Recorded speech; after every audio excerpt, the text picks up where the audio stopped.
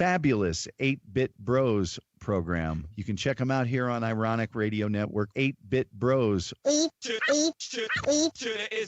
That's number 8. Then bit. Then bros. One word. I strongly encourage you to stay tuned for that. And if you want, they also have a Facebook page and a much better live show. Anyway, 8-Bit Bros, 8 p.m., Ironic Radio Network. It's 8 o'clock, and you know what that means. Oh, what's up, people? Welcome back to another episode of the 8-Bit Bros. It is the late edition, otherwise known as Thirsty Thursday. We have a great show planned for you, all kinds of this and that and the other thing. With that being said, this is not a kid-friendly show. Adult language, adult content, NSFK. We put your kids in the closet.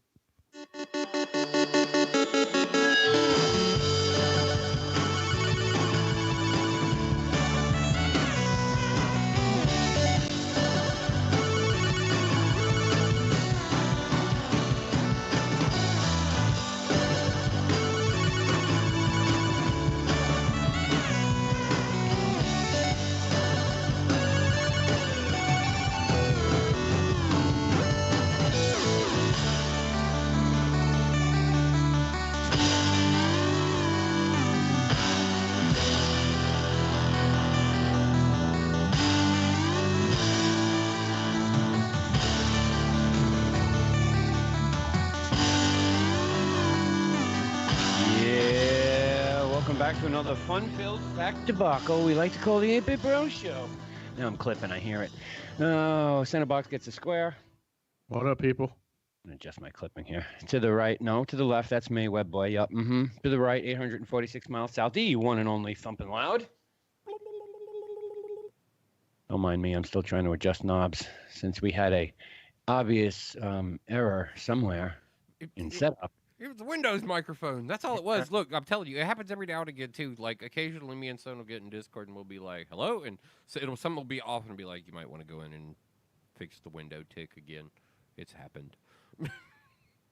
Yeah, I'm going to have to play a little because I'm still getting some clipping and watching meters. You're still a little bassy, so I can imagine that that's actually happening because you're hitting a little harder than normal, but you're not as bad. You're not modulated like you were before. On our end, you were just like choppy, staticky mess, and now you're good, but you're good. I'm trying to pull it all out and re-EQ myself as we do this. So, what up, gentlemen? What's up, people? How was your last 2 days? Busy as fuck. BFK. I will honestly say, and you guys know I don't really talk about work a whole lot when we do this show, but with my company and what we do being clinical trials, there is a huge scramble going on throughout the world right now to figure out how these people can continue doing their clinical trials, especially when it comes to illnesses that require devices, which is what my company happens to specialize in. So I'm making apps like mad from everything you could possibly think of, whether it's taking temperature via Bluetooth or taking your pulse ox via Bluetooth. So it's just insane right now. It's really cool stuff, really great, cool technology. I mean, I dig it. I mean, it's that medical side of tech that I've been doing for so long. So, just busy. I met my first genuine, this is all a hoax. Okay. It's all a test to see how compliant the people of the world will be. Okay. Oh, conspiracy theory. Yeah. Yeah, this is all a hoax. Well, he said he got people in New York who have like been on like Skype calls with him that are literally like, ain't nobody running around and masking this motherfucker. Ain't nobody here. Like, there's no tents outside. There's like, he's like, all the video footage is bullshit. He's like, if you look, it's the same fucking hospital. It's one fucking hospital, and it ain't even in this country. I was like, okay. I love it. Okay. Gotta love it. So you're going to start to see now all the suicide rate go up. It's already happening. We mentioned it, last week? What do you mean NASCAR racing's about to start? Suicide rate's Yeah. about to go down. May 17th, NASCAR at Darlington. Race hasn't taken place in Darlington in what? How long? 10 years? 15 years? Charlotte's getting the first race. I thought it was Darlington. Charlotte is getting the first race. But they moved it. Are you positive? Because everything nice. What? Charlotte okayed it, and Roy Cooper okayed it, and that was what they had decided. Everything I've seen from NASCAR said Charlotte. Returns to Darlington. Yeah, they are going to return to Darlington on the 17th. The first race of them going back will be held like in Charlotte. NASCAR Cup Series. To my understanding, Charlotte may hold 7 races. Darlington and Charlotte to host 7 of the 11. The first race back will be Saturday, May 17th. At Darlington. Excuse me, Sunday, May 17th at Darlington. Okay. Then it's a Wednesday at Darlington. Well, May they can do that because ain't nobody out at work. Everybody, Right. everybody, all the race fans. Guess what? Their unemployed asses are at home right now. Getting double dippers for sure. And if you want to go, if you're a fan of the entire league, well then hell, you're gonna have racing almost every goddamn day. Sunday, May 17th, Darlington Cup Series. Tuesday, May 19th, Darlington Xfinity Series. Wednesday, May 20th, Darlington Cup Series. All of these will be with no fans in attendance. No fans. Sunday, May 24th, Charlotte Cup Series. 25th, Charlotte Xfinity Series. 27th, Charlotte, the Gardner Series, which I believe is the trucks. Yeah, the Gardner Trucking. I think so. So that'll be the first truck race is the 26th. Wednesday, May 27th, a Charlotte Cup race. Most races will be at night, with the exclusion of the first race back Darlington, which is scheduled to start at 3:30. I wonder what that's about. Because people are working. Mm-mm.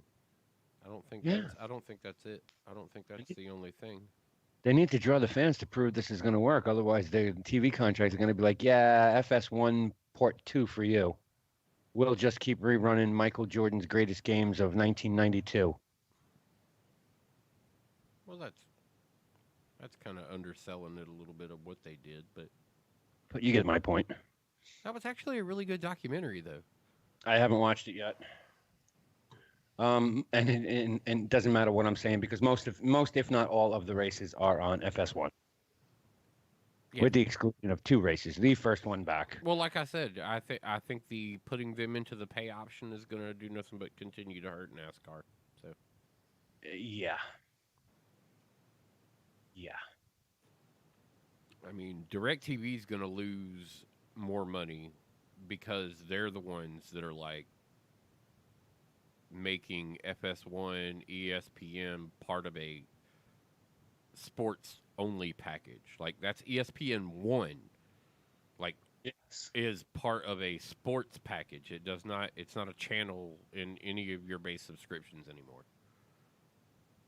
You buy ESPN, you get all the ESPNs, you get the NBC Sports, you get the FS1, you get the sports packaging of channels to be able to watch. Outside of that, you don't get none of them unless they come on a standardized channel like Fox, NBC, like on the main, not on the secondaries. What's funny though is didn't we know that racing was coming back like 4 or 5 weeks ago? And didn't we know exactly when? 4 or 5 weeks? Well, 4 to 5 weeks ago, they said they wanted to run their first race in Martinsville. Yeah, but we knew that But racing then was they coming back. postponed that one. Yeah, but we knew racing was coming back weeks ago because NASCAR and Indy had already made a deal to run the race at the same track for 1,100 miles of racing on the same day at the same track, which is one of the reasons why Kurt Busch is going to be able, or whoever the hell it is, I thought it was Kurt Busch, I could be wrong, is going to run both races. The Indy will be at Charlotte along with the Coca-Cola 600, back to back. Not sure how that's going to work, but The Coca-Cola 600. yep. May Isn't that a 24th. Charlotte race? Yeah, both races will be at Charlotte. They're doing the fucking Yeah, but you Indy just said Indy. 500. They're doing the Indy 500 at Charlotte. Okay, no, that's Oh, I'm sorry. Oh, I'm that's still the stupid. That's the stupidest words I've ever heard put together in a fucking sentence. If that I- is an actual factual thing and anybody is actually doing that, shoot them and all of the PR people right now. If you're running the Indy 500 and calling it that at Charlotte Motor Speedway, you're an asshole. Hold on. I'm getting corrected. Indianapolis 500 is being rescheduled for August 24th, so they scratched those plans because that was the plans originally, was to run the Indy. Well, that was And the the plan 5 Coca-Cola. weeks ago. Yeah, yeah. I mean, but that date was set in stone. Okay, so obviously Apparently not. Indy, August 23rd. August 23rd. is And, the Indy and 500. also, that Indy race is not called the Coca-Cola 600. No, the Coca-Cola 600 NASCAR and the Indy 500, 1,100 miles of racing at the same track is what was supposed to happen weeks ago. I had got Yeah, a but good. there is a NASCAR race that takes place at Indy that is a long one as well. Yes. That was supposed to run the Indy and the NASCAR race both Right. at Indy. Yeah, I don't see any of that happening anywhere. That would have had to have been a logistical nightmare getting Right. all of those teams. I mean, I know the pits are different for the two series, Yes. so I know But the they wouldn't infield have to share a pit lane. The infield can accommodate it. Yeah, fan base. But I mean, it would accommodate fans. with no fan. Yeah, but that means they were saying no fans 5 weeks ago, and that they weren't even really for certain that was. They didn't not that late. They didn't want to go that. They were hoping that wasn't going to be the case. They still didn't know. So. But it's the Indy 500, and isn't that what it's called in both Indy and? Yeah, I believe so. Isn't it just the Indianapolis 500 for Indy racing, and then it's called the Indy 500 for NASCAR or something like that? I mean, it's. So now it's IndyCar and NASCAR will race July 4th weekend at Indy Motor Speedway. Yeah, I thought it was all supposed to be July 4th weekend. Was they were going to try and pull all that shit? Yeah, and it's not going to be NASCAR. It's going to be Xfinity. Excuse me, it's not going to be Cup. It's going to be Xfinity. Really? Yep. That's not bad. Cup cars will race on the 5th on the oval, and Indy and NASCAR will do the road racing. Ooh. Pre-show recap since you weren't here for it, Webb. Yes. You remember me bitching and complaining on Tuesday about how much I hate Talladega and how dumb everybody was in Talladega? Yeah. I do not share the same opinion anymore. Everybody's still dumb at Talladega. That opinion hasn't changed. But I don't hate it anymore. Ren goes, "Oh, well, you learned the track real good." And I'm like, nope. That is not what happened. I learned the people I was racing with better. And it doesn't matter if there's 1,000 people that are going to queue up for that race. I have now gotten to a point where I can tell based on the paint scheme on a car and where I need to qualify. Because originally I was pushing, I was running, I was doing it, I was heads up, I was racing my ass off. This is also in the Arca Menard Impala SS, just to give some background for anybody who knows anything about iRacing. But I was pushing my ass off on Tuesday when I first got into it, and I was getting wrecked. And I was getting wrecked, and I was getting wrecked. I was always involved in an accident up there at the front. It was always happening, and it fucking sucked. I was mad as hell. When y'all heard me on Tuesday, I had dealt with a whole day of that bullshit and was fucking done. Well, I took a different approach to it on Wednesday and today, and I today fine-tuned my philosophy, and I found out that now I can qualify anywhere between, 15th on back. And I've had finishes that are top 5, top 10 consistent since I've done that. Okay. Because I can, if I get 15th to 17th, I'm usually in a good spot that the front pack takes off enough that I can keep up and still, you know, Do your due diligence be and be close enough to see them. And right. then the people behind me are usually like slow enough that they just don't get going when the flag drops. They don't know how to time their restarts. And so they're not close to me either. So I end up in this comfy little pocket racing kind of by myself just off the back of the lead pack. And then I watch the accidents happen as the race goes along, and I just pick up spots as all of that happens, and end up, like I said, I've gotten a couple top three like finishes, third place Right. finishes. I haven't got a win yet at Talladega. I have a feeling that that's going to come with a whole different class of racers that I'll be running with by the time I get maybe Need my that- first win there. Need that 2-car breakaway. No, not with the Arca, not with the Arca car. You can't. There's Yeah, no there's yeah. no bump drafting and there's no pushing like Yeah. this because if you touch these cars with the nose to tail, somebody's fucking up. Yeah. Like So here's they don't go do it. here's some of the answers to questions you might have surrounding NASCAR and what they're going to do. And then I have a question for you, Ren. I'm done here. No fans, obviously. They want to make conduct the events with fans and any chance they can, but that's going to have to wait to get fans in the stands. Races have only been announced to May 27th. So your next logical question, Thump, would be what happens after the 27th? It would be what happens after the 27th. What we do kind of have a feeling of just from going through the Corona, everything we've done so far, they're going to test the water to see whether bringing these guys together, because it's a lot of people to put on a NASCAR event. I have that question answered also. So it's an evaluation period of bringing these guys together in a public venue. That's why I said it was kind of peculiar to hear the nighttime thing. You're talking about TV ratings. I'm like, I think there may be a little bit more to what they're trying to do with running it at night. True. Maybe so. Could be testing the waters for more shit. You know, so I think that there's scientists involved in people doing shit right now. Yeah.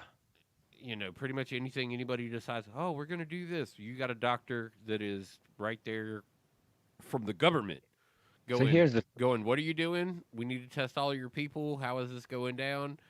So that's the 27th, I think, is just a reanalysis. I think. well, okay, yeah. Here's what the thought pattern is, and I'm sure we can all agree to this.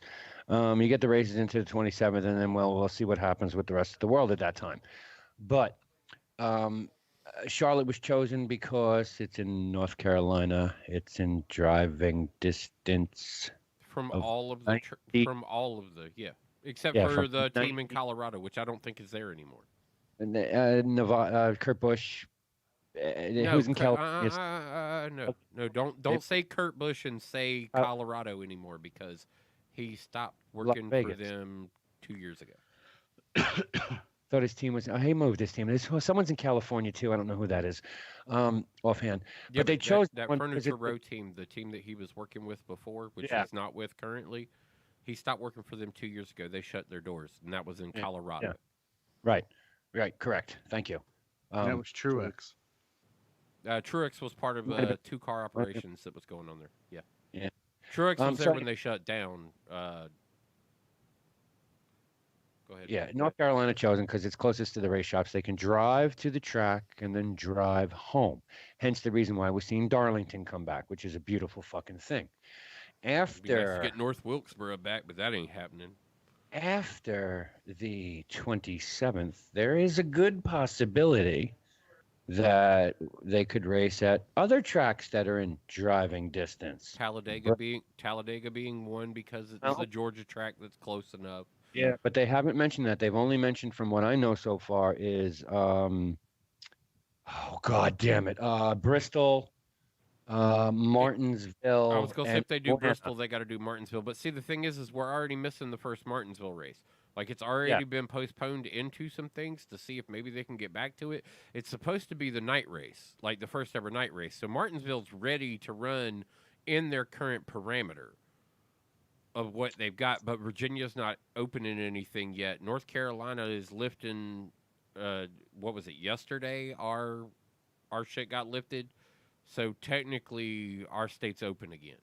Yeah, as a whole plane full landed from New York with 88% of them not wearing masks.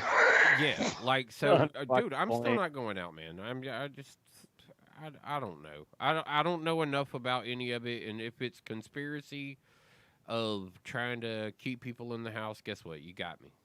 You got me. I'm good. I'll stay in the house and be obedient. Hey, I kind of share your opinion on that because up here in New Jersey, beaches, state, and county parks are all opening this Saturday. I'm not going anywhere near any of them. Well, come on, let's go play golf. I don't want nothing I'm not to going do. I don't want- anywhere near. Let all those people go out there. I want to see how many people actually get sick. I want to Fuck see. that, I Well, wanna play that's going to golf. be the testimony. If everything goes fine, if we Then reopen great. and everything goes smooth, well, that presents another problem for the conspiracy people, though.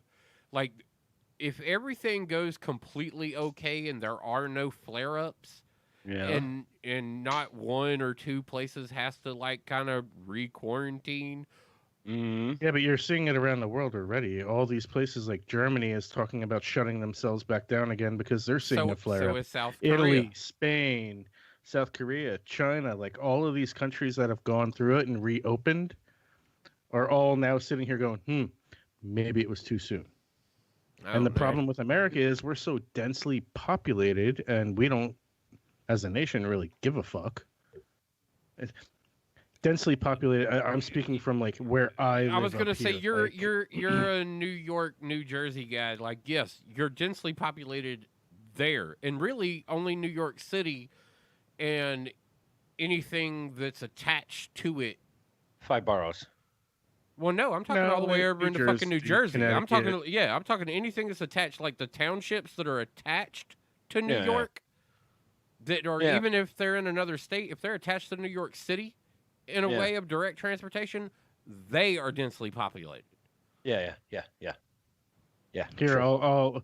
I'll drop an article in Slack See, I that thought I what read they did with the earlier. golf courses is pretty good. I'm going to go play golf. It's only twosomes.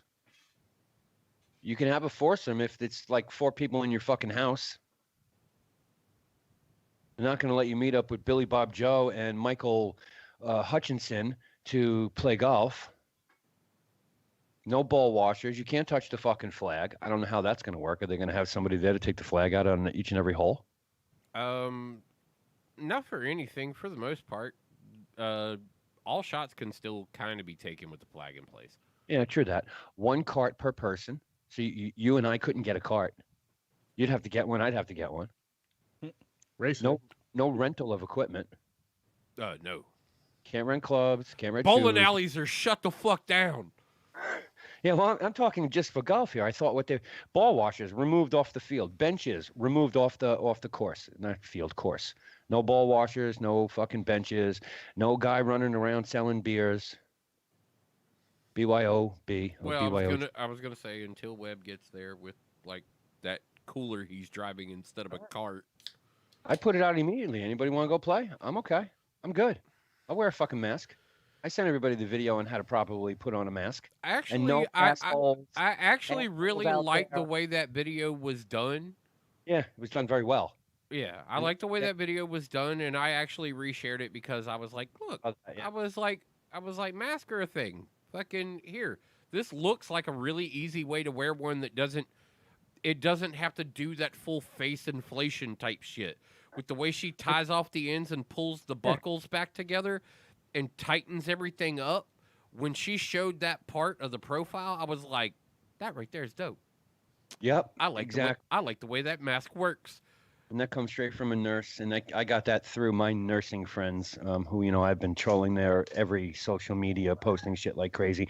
And for all you fucking assholes out there, if you're wearing a mask and the blue side is out, that doesn't mean you have COVID, you fucking stupid assholes. That's the proper way to wear a mask. I like If it. you wear it white side out, it does nothing. 0. No protection. Put the It's coffee. not even meant to go that way. Put the coffee filter on the outside. Exactly. Right? Can't get rid of my popping, though. That's really starting to annoy me. Yeah, well, killing shit over here to stop it. But I don't. so yeah, the blue side's supposed to be out. Fucking idiots. Yeah. Just pisses me off. I heard that and I had someone say, "Oh, you got the COVID? Why? Oh, you got your mask blue side out? What are you fucking stupid?" I wanted to take his mask and shove it in his mouth. Bloop, one shot, just, and then watch it snap back out because it was still attached to his ears. I don't know. I've been looking into getting like a Naruto mask. Some racetracks will lose races this year. That's quite obvious. There will be double header races. Well, from based on just what you said for the first fucking week of racing, you're probably gonna get fucking multiple races. Oh, we might get double header races at tracks. Well, you might get a double So- dubber in a weekend. You might get Right. a double Pocono. Dover like, be the the- Pocono will be the first one. California and Texas are the two tracks that may suffer the most. Well, Las Vegas, California, and Texas may suffer during this because of logistics. Playoff races remain the same at this time. There will be no, I repeat, zero practice for any race between May 17th and May 27th, except for one race. The Coca-Cola 600 will have qualifying. That's the Memorial Day race. Yes. Starting grids will be aligned by owners' points. Oh man, that really fucks some shit up. Right? Am I correct in saying that? Car owner points, which means the first race will have Kevin Harvick on the pole. Yeah, because it's not only Kevin Harvick on the pole, but it's that team. Yes. 1, 2, 3, 4. Yes.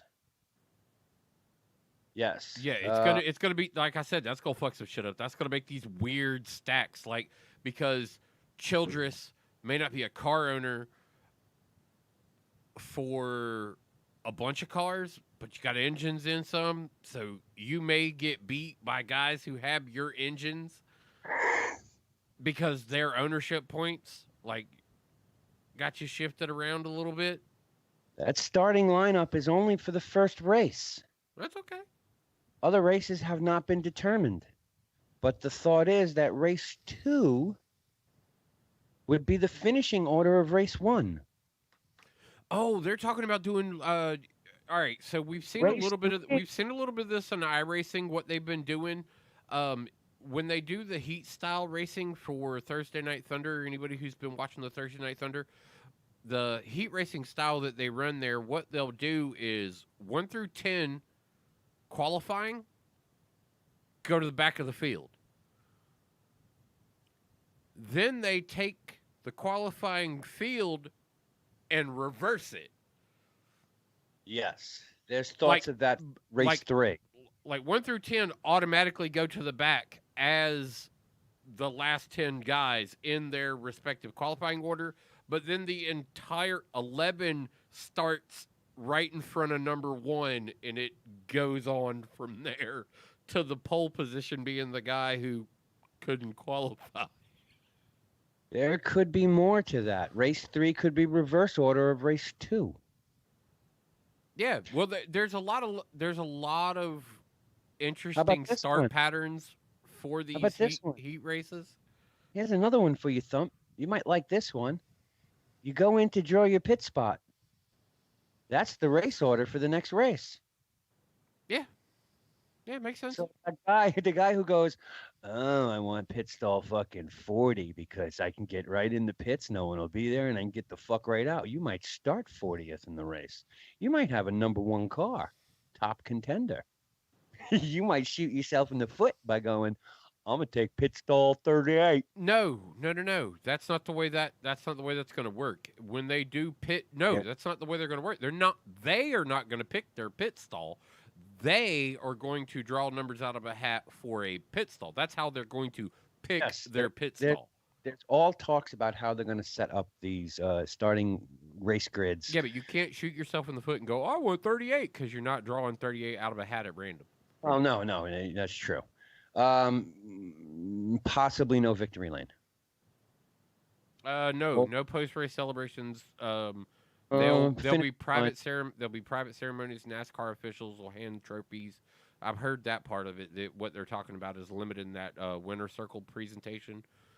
They Yeah. understand what sponsors may want, and because it's usually like you got to take pictures for a half an hour in 15 different hats, and That's why they're thinking at the finish line, because it's the largest piece and it's the most significant to the racer at that point in time. You've got all that. They'll do photography and trophy presentation, because you got plenty of room, 6 feet apart, the start finish line. yeah, well, that's the way Indy celebrated anyway. Yes, yes, that is true. Indy is the only race that's winner circle is celebrated on the start finish line. 16 crew members at a race, and that's it. Kiss That the bricks, drink the includes- milk. That includes team owners, spotters, crew chief, pit crew, and team members. That are going to be and- allowed at the track at any one given moment. 16, that's it. If you work in the shop, do not come to the track. Right. Yeah. I mean, I get Need it, to but get shot I to believe they'll have a rotationary obligation where, like, your hauler guy doesn't count as a personnel to the track, but when he's bringing the truck in and your crew is there, he counts. Like, there's going to be rotationary status. I would be willing to bet on personnel, and owners are going to be qualified different. Most of them are probably not going to show up at most of the tracks. Everyone will be tested, fucking thermometered multiple times throughout the day and race weekends, period. Mm-hmm. If a driver fails the screening, which God they hope doesn't happen, he will be replaced. I like the fact that, what is it, Matt Kenseth is getting a fucking ride again because Kyle Larson was a dumbass. Kyle Larson. Yeah, I mean, I feel bad for the kid, but they're saying he may be back in 6 months. Hey, nigger. Wow. It's Kyle Larson. Yeah. A fucking idiot. What a shame. But he'll get a shot back at, what are they talking about? Putting him in the dirt cars, right? No. There is rumor that he may actually be back in NASCAR in Good. some contingency within the next 6 months. Good. Made a mistake. People make mistakes all the time. We don't want to get into that conversation, because, like, we've had it before. If I can hear it on the fucking radio, I don't give a shit whose mouth it comes out of. No, we agree on that point of it, but also not for anything. Like I said, he's a paid professional. That is not that is not a mistake at that point. He was playing a video game and he said something that felt natural. Yeah. Okay. And that was the problem. That's a good point. Yeah, I was gonna say I agree with you on the other part, where, like, if we're gonna call it bad, let's call it bad across the board. I don't ever want to hear it in any radio, anything. Like, I don't want a guy going up on a stage somewhere and receiving an award that used that in a song to get to number one. Good point. You know, if that's the case, I just want to call it quits.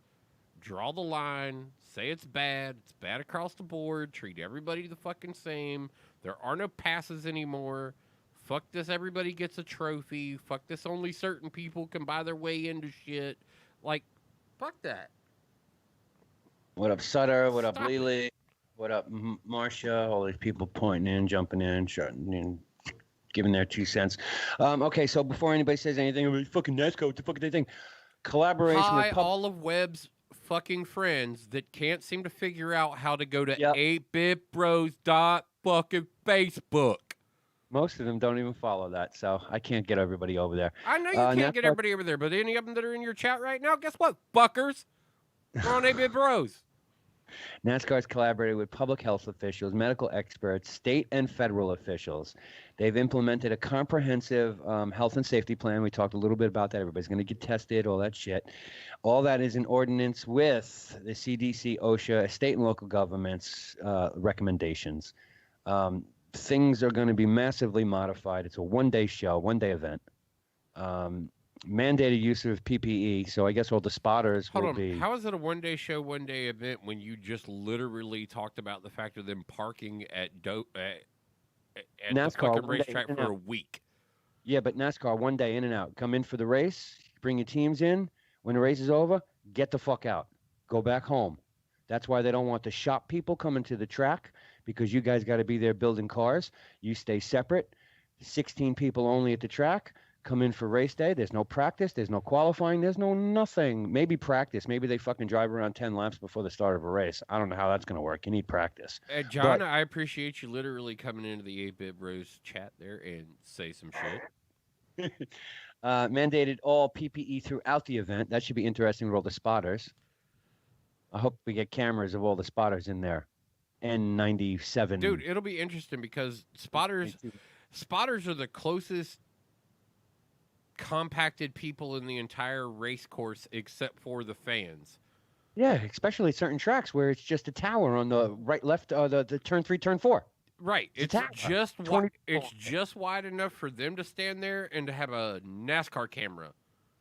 Like Yeah, it's- an official it's- Fox, NBC, ABC, Yeah. CBS, NBC, ESPN, whatever Yeah, it's camera. not like where they're up on the roof of the whole building and they can run back and forth. No, they literally they're all standing there with binoculars going. Health screenings for all individuals prior to the entering the facility, while inside the facility, and when they exit the facility. Here's a thermometer up your ass 3 times a day. Well, it's to your is- brain, but Well, whatever, but it's a good thing. Social distancing protocols throughout the event.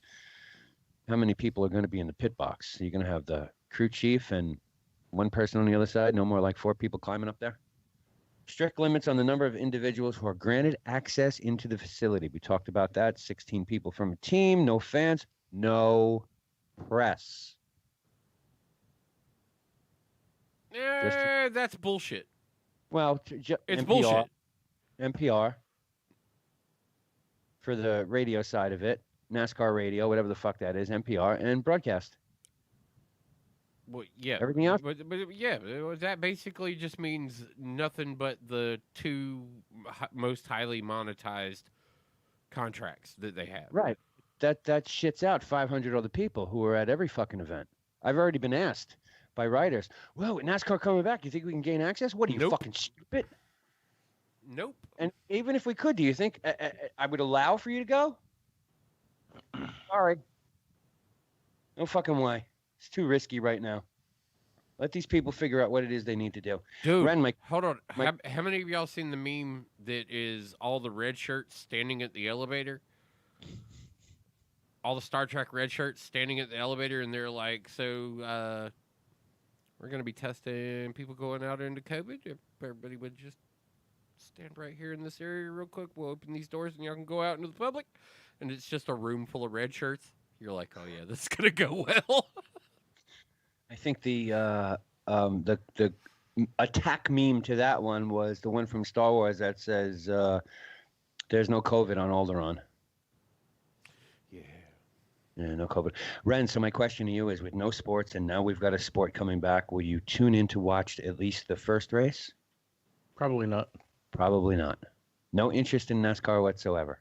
Well, I think the problem herein lies that you're talking May 17th. The weather is going to start to break. It's going to be nice out. No, it's not. We're going to be locked back down because of, as Murphy would say, all the neighborhoods.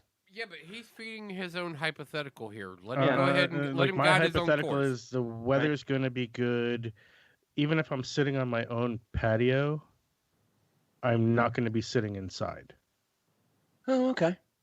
Or I'll be out riding my bike or going for a run or something along those lines, getting the fuck out of the house. If he's sitting on his patio, you know he's got his phone and his iPod, and both of those are quite capable of picking up. Like, I'll be outside, without a doubt, on my patio, with the fucking TV with the race on, having a beer, with my friends, and bullshitting, and watching the race. I got enough room on the patio to keep everybody 6 feet apart. I've already marked it out, got my boxes where the chairs go. Kind of tough reaching the table, but you're on your own with that one. I give you an end table. I got plenty of milk crates or boxes. You can have an end table, right? See, that's what I'm talking about. 5-gallon bucket. Yeah, I got plenty of those too. So you can have an end table. It's not a problem. And I've got enough buckets and plenty of ice that everybody can have their own personal fucking little cooler if they need it, if you didn't bring one. Wait, so how did the COVID cookout go? I haven't had the COVID cookout yet because Mother Nature has been very, very nice and has not given us weather for a cookout. We've really only had one day of nice weather. Every other day that it was nice weather, it was 45-mile-an-hour winds. Oh man, we had a hella storm roll through here yesterday, and it was rolling north, just straight north. And we were standing out back, and I was talking to the neighbor. Me and the girl is standing out here on our little stoop that we've got over here next to the pool, and our neighbors are out on their deck. They just built a deck. It's a 12 by 12 that they got out in the back now. And they're standing over there, they're talking, and we're over here talking, and we're all watching the clouds come from the trees on the back of our property, come straight over our heads, and go back out over some trees in the front of our property, because all of our houses face north-south and have the east-west sun that comes across. But that good in your backyard. Oh, yeah. Yeah. That storm was hella crazy with watching just how much wind came with it. We saw the four of us are standing out there talking, and one house over we hear boom, and we had just all of us thought we saw something out the corner of our eye, and this limb came down out of a tree in the neighbor's yard and just fucking barely missed the edge of his garage.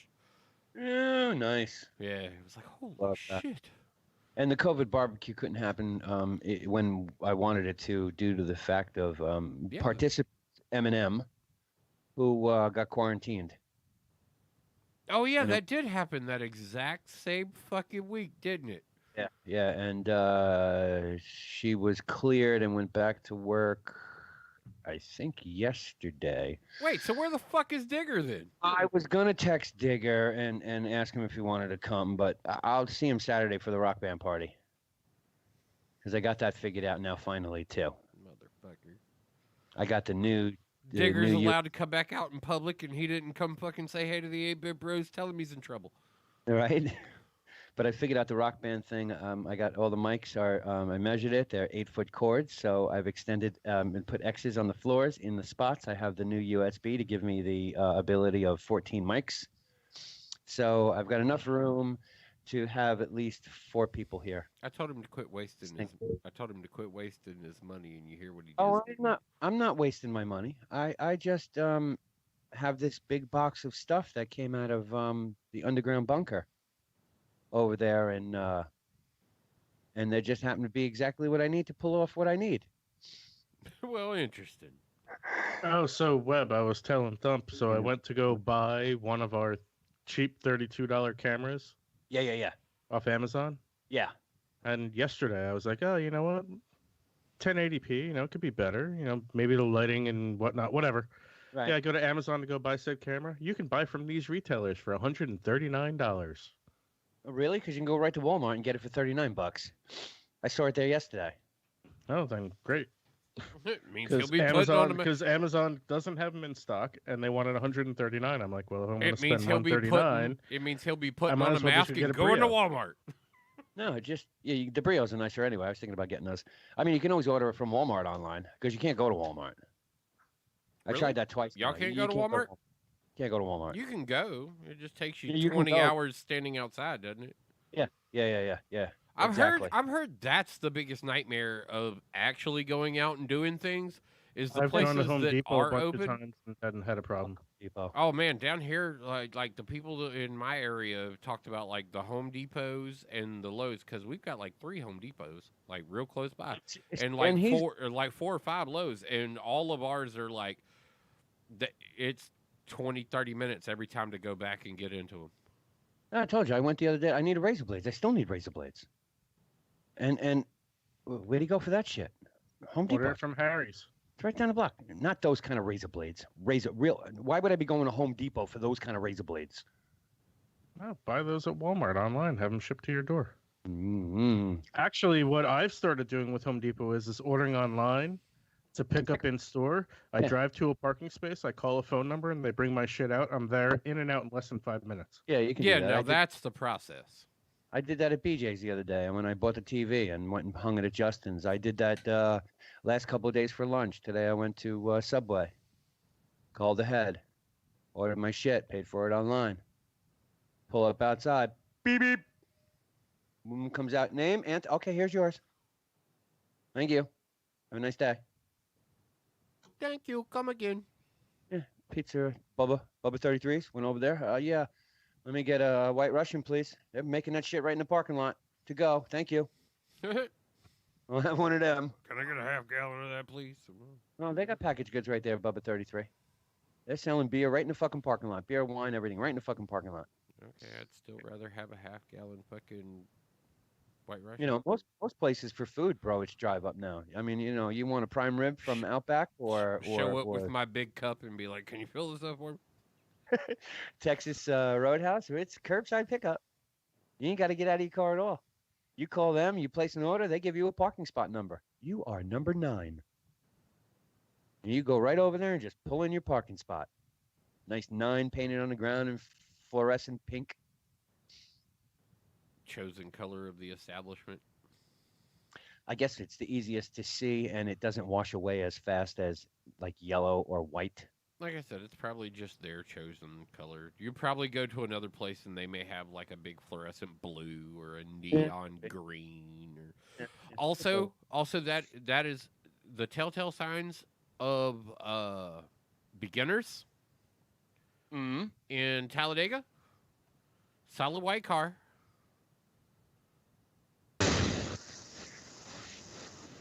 That's what you sounded like. That's what you sounded like. That's his fan, though. John G in the house coming in. Hey, John. What's going on? Well, not a whole lot, man. You turn that air conditioner off? Turn the air conditioner off. What air conditioner? He's got his shit sitting right next to the fucking exhaust fan on that surface. Man, are you hearing that right now? Hi, Ren. Hearing that, we're hearing that over too. Yeah, I noticed. That's what I was like. Bye, Ren. Go. Oh, while you're going, you grab me another beer? I'm out. Too late. You didn't hear it. Oh, what's that? Oh, it's that. Yeah, he muted it. Yeah, but I'm using another. How do you change the mic? Don't ask me how to change the mic. I can't see you to know even what the fuck you're using. Yeah, I have no clue on even what. I've got a snowball mic. What venue you're part of right now? You got a snowball mic. Jesus Christ, you got to tell it to use it in whatever app you're. Oh. I'm in Skype. What do you think I'm in? Well, go into Skype and tell it to use USB microphone. Yeah, 'cause right now it sounds like it may be using. Can you change that on the fly? Onboard. Laptop. Yeah, it's probably. It sounds like it may be using the onboard. And anything else outside of that, go into your microphone properties and start cutting down the volume of your onboard microphone or the microphone that it's actively using. Get any better now? Yes. Way better. Now turn your camera back on.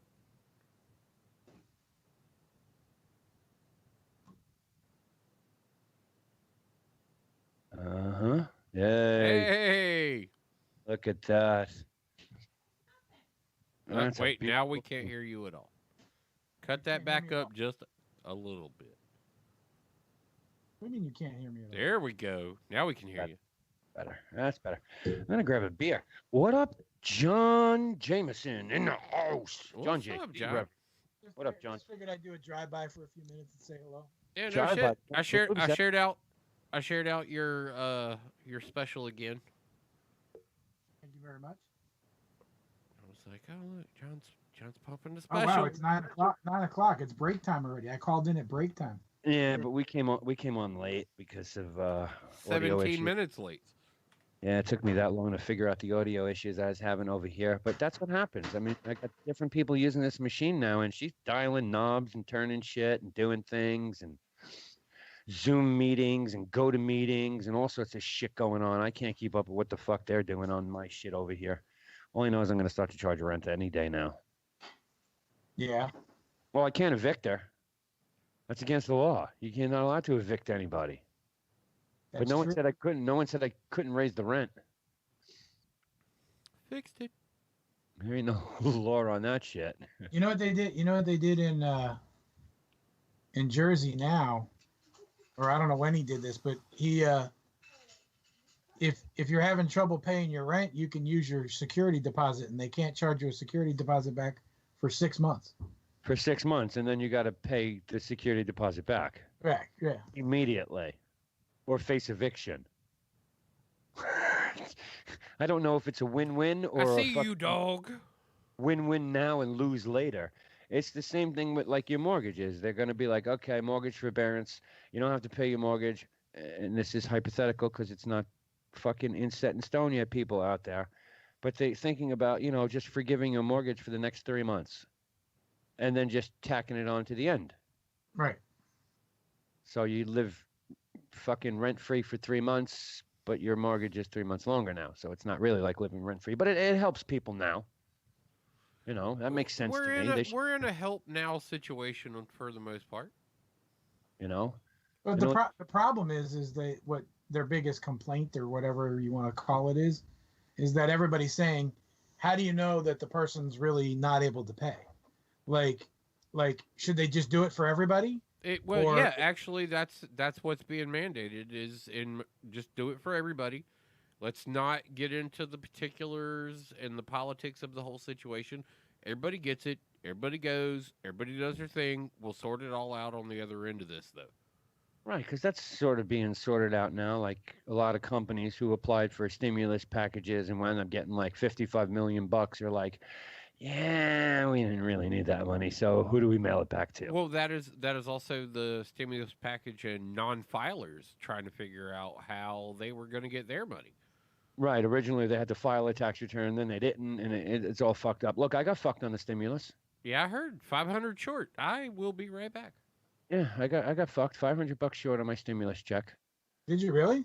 Yeah, my check was I received my stimulus direct deposit today for $1,200, but I have a dependent that entitled me to $1,700. I didn't get that. I got the $1,200.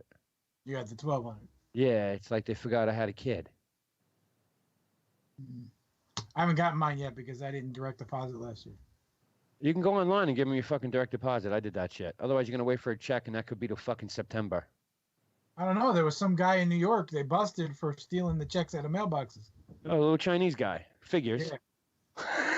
Let's not be racist about this Let's whole. not be racist now. Come on. No. But of course, it was a Chinese guy.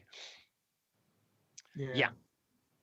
Look, they don't know what's going on. They're just trying to help people every which way they can. Now there's talk of another stimulus package. You should have done just what fucking Canada did from the start. Everybody gets $2,000 for the next 3 fucking months, and then after that, figure it out. Car sales are up, by the way. Car sales are up? Yep, car sales are up. How are car sales up? Because every fucking idiot who got a stimulus check is running out to buy a car. With $1,200? Could be enough for that down payment you didn't have, especially on a used vehicle where you only got to put down like $1,000. Drive off the lot with a used vehicle financed for fucking 8 years because you're 3 times stupider than the average bear. Yeah. But yeah, car sales are up. Actually, no, car sales are down 30%. Worst quarter ever. That you're talking about the big 5. Go look at online sales of cars and small little fucking lots through the roof. I have 3 people I know who work for online car sales saying they can't go home. I had a buddy working 14 hours a day processing payments and paperwork for online car sales. Yes, he works for Carvana. 14 hours a day, can't go home. Would you buy a car that way? Would you buy a car through Carvana? Absolutely. Absolutely. Yeah. Absolutely. I'm actually going to look at a Jeep tomorrow, not through Carvana, because the price is too good. But if I could have found the same exact vehicle through Carvana, I would have done it through Carvana. Yep. Absolutely. Carvana. So you're not gonna risk going out to the park to exercise, but you're gonna risk going out to the Jeep dealer to buy a Jeep. Because the way they're handling it is when you go to the dealership to look at the vehicle, they will leave the keys in the car for you to look at said vehicle. Not a dealership. Used car lot. Used car lot, whatever. Used car dealer. Used car dealer, whatever. Dealerships are closed. Cannot buy a brand new car. You can buy a brand new car, same way. You can buy it online. Right. Right, which Chevy GM is now doing, but they're one of the only ones besides Tesla, obviously. I don't think you can go online and buy a Jeep Cherokee brand new. Yes, you can. I don't think their system's set up for it online. Yes, you can. I've been getting emails from Bueller for fucking weeks. Okay, well, I don't know. I know that all Bueller's Chevy, of course, they're set up. No, Bueller is Chrysler Jeep. Dodge. They have everything, so they're set up. I know a lot of dealerships aren't. Period. But the way they're doing it is it's you. For me, it's gonna be me, Lola, the guy the salesman at the dealer, and that's it. Those are the only people that are going to be present. And when I get there, I let him know when I'm 5 minutes out. He'll leave the keys in the car. I can go check out the car. Say hello from a distance. Hey, this is who I am. You know, you got to put your license through the mail slot. Here you go. I'm taking it out for a test drive. Maybe. Well, everything I read was kind of like that way. Like, give us your fucking. I'm already pre-approved for my car loan, so I'm not. I don't have to deal with any of that shit already. There you go, John. Exactly what I'm talking about. Stimulus check, buy a car.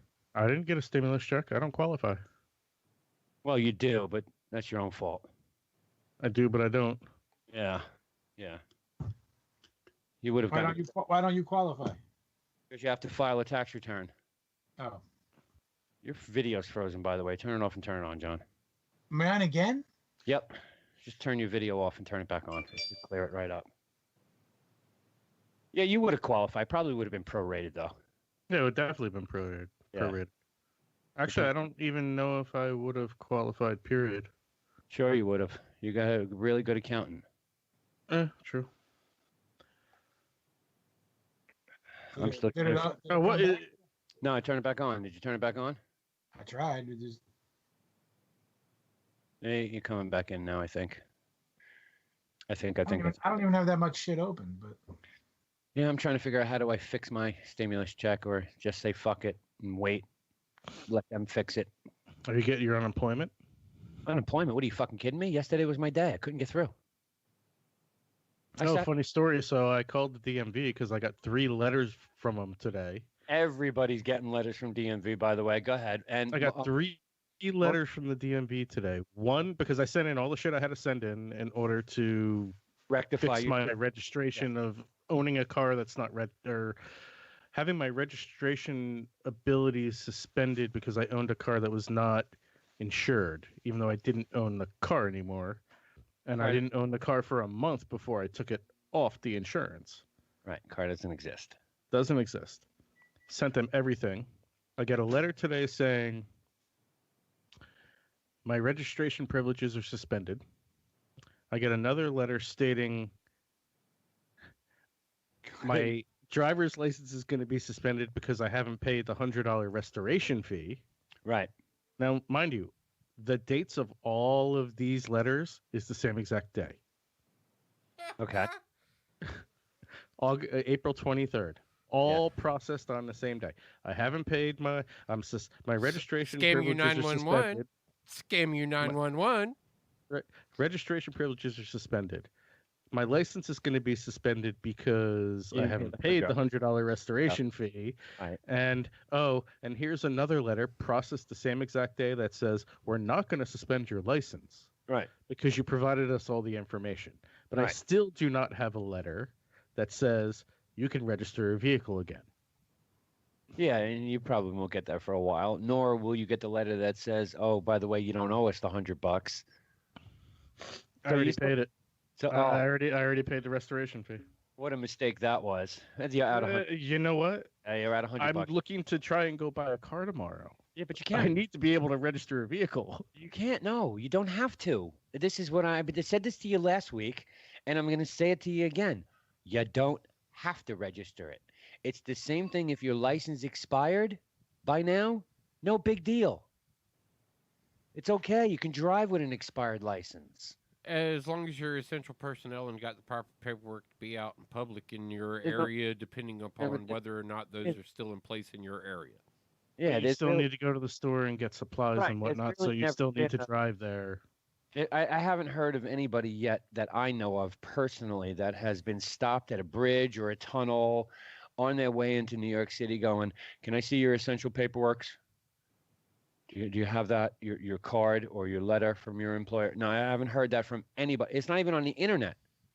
And Are you All Are you're you doing, all driving you're through? doing Not is driving making into it New York, sound to me more like my guy that has got the conspiracy in place is absolutely right. That going out in public really doesn't do anything because like nobody's really telling you to do anything. It's all just bullshit. I'm not saying that. I'm just saying that the paperwork thing hasn't really materialized. It's not in your Facebook timeline. It's not on my Facebook timeline. It's not on Ren's Facebook timeline. None of his friends have been going, oh, shit, I just got stopped at the Lincoln Tunnel and they asked me for my essential paperwork. Or I just got pulled over on Route 9 east on the 437 and they asked me for my paperwork. It's not. Unless it was you, Juice, or Ren, I wouldn't have that happen. Well, I'm just saying in general, you're not even. You don't even see it pop up in your news feed. You know, oh, man threatens to kill cop because he pulled him over and asked for his essential paperwork. I don't know anybody anywhere. Well, that would be an interesting scenario in itself, but... Well, that would be the only way it would pop up on my news feed. So I was just trying to give you something that would have been prevalent and relevant or actually real. But the point is, Wait, I'm not. So you believe that it is more likely that if a guy pulled over somebody and asked for proper paperwork, that cop will be shot? You think that's more possible? Never said shot. Did I say shot or beat the shit out of or whatever? Yeah, it's fucking possible. We live in New York. I think they're too worried about the corona, though. I think why pull somebody over for a traffic violation and risk getting corona? Look at the amount of people driving around with a license plate that's hand printed or written on a piece of paper that says DMV closed.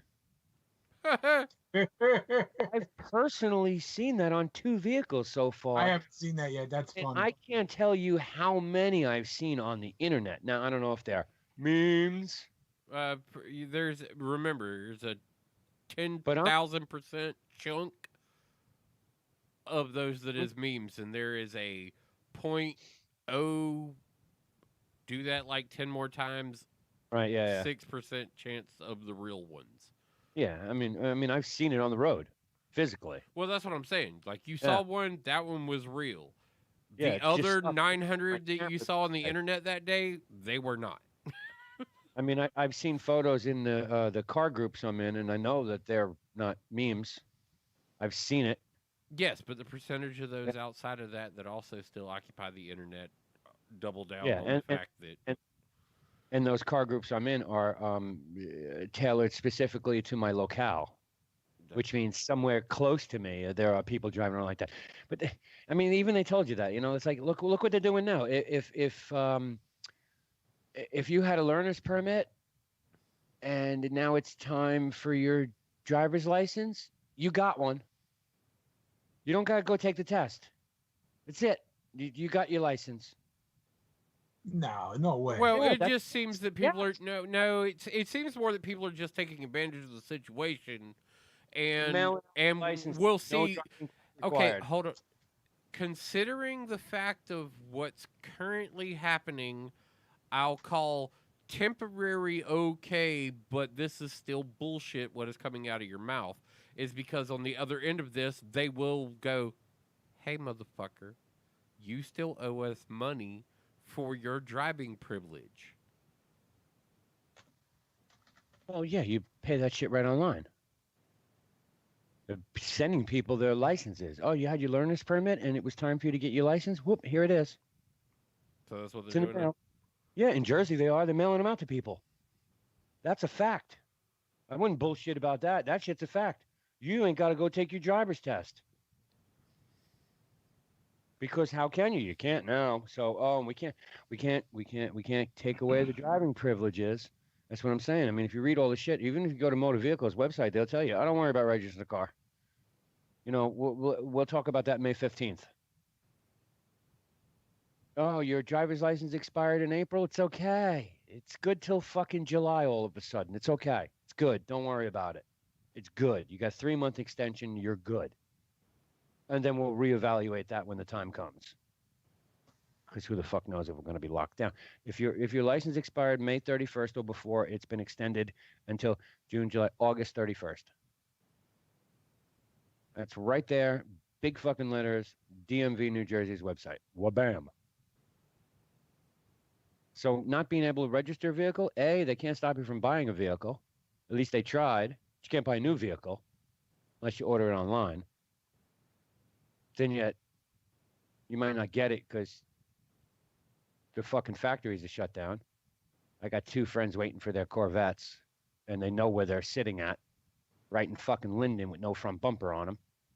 Mm. Just waiting for someone to put that front bumper on so they can get delivery of their car. But no, it's sitting there. You know, so used cars, yeah, no big deal. Used car lots are open. It's essential somehow. Can't buy a new car. You can buy a used car on a dealership lot. Someone want to tell me how that works? I mean, Not really we sure. don't seem to have any problems down here. So All right. When I went to take my car for service, I was in the dealership showroom, and guy was like, "Yeah, nice car. I'd like to sell you one, but I can't." There's only one salesman there, and I was bullshitting when I'm like, "Well, why are you even here?" Because, well, I'm the head salesman. I have to be here. I'm essential. But you can't sell cars. Or did you cut that deal and make sure you still got a paycheck? Because you can't sell cars. No finance guys. You can't sell cars. They made that shit illegal during this COVID crisis. I don't understand. I don't not understand down how here. Yeah, see, that's weird. Well, I don't want to say that's weird because it's state to state. Everything's different. You know, that's the governor's I was discretion. like, I was like, we got a lot of double down deals talking about, Yeah. Need your COVID card? Well, that's why I'm thinking once all this is, over and shit's starting to go back to normal, I may go buy a brand new car. Prices might be right. Might get a car for fucking dealer cost or factory cost. You probably may see a market fall out at that time period in automobiles, and you may get one for a super cheap. Exactly. Like, because You there's know, a lot of cars being promised. Like I said, you may not be able to sell cars up there, but I'll tell you right now, they can sell cars down here. There are commercials all the time running on TV that are specifically talking about the fact that because of the current situation, what they're willing to do for you. Well, that's interesting. You know, because like I said, up here, nope, can't do it. Most of the showrooms the doors are roped off, and service is open though. You know that obviously. Well, yeah, that's, service has to be that's open. expen- Service yeah, has to be open. That's what I told my buddy. He works in a parts warehouse. Okay, that's essential. I was like, you ain't got to worry about sitting at home at all. I was like, cars need to be on the road. I was like, even if they restrict all civilian travel, medical personnel, police personnel, fire personnel, all of those automobiles still need to be on the road. And you may not have all of what they need, but you may have a chunk of what they need that they, just in case they need it, you need to be available to give it to them. Yeah.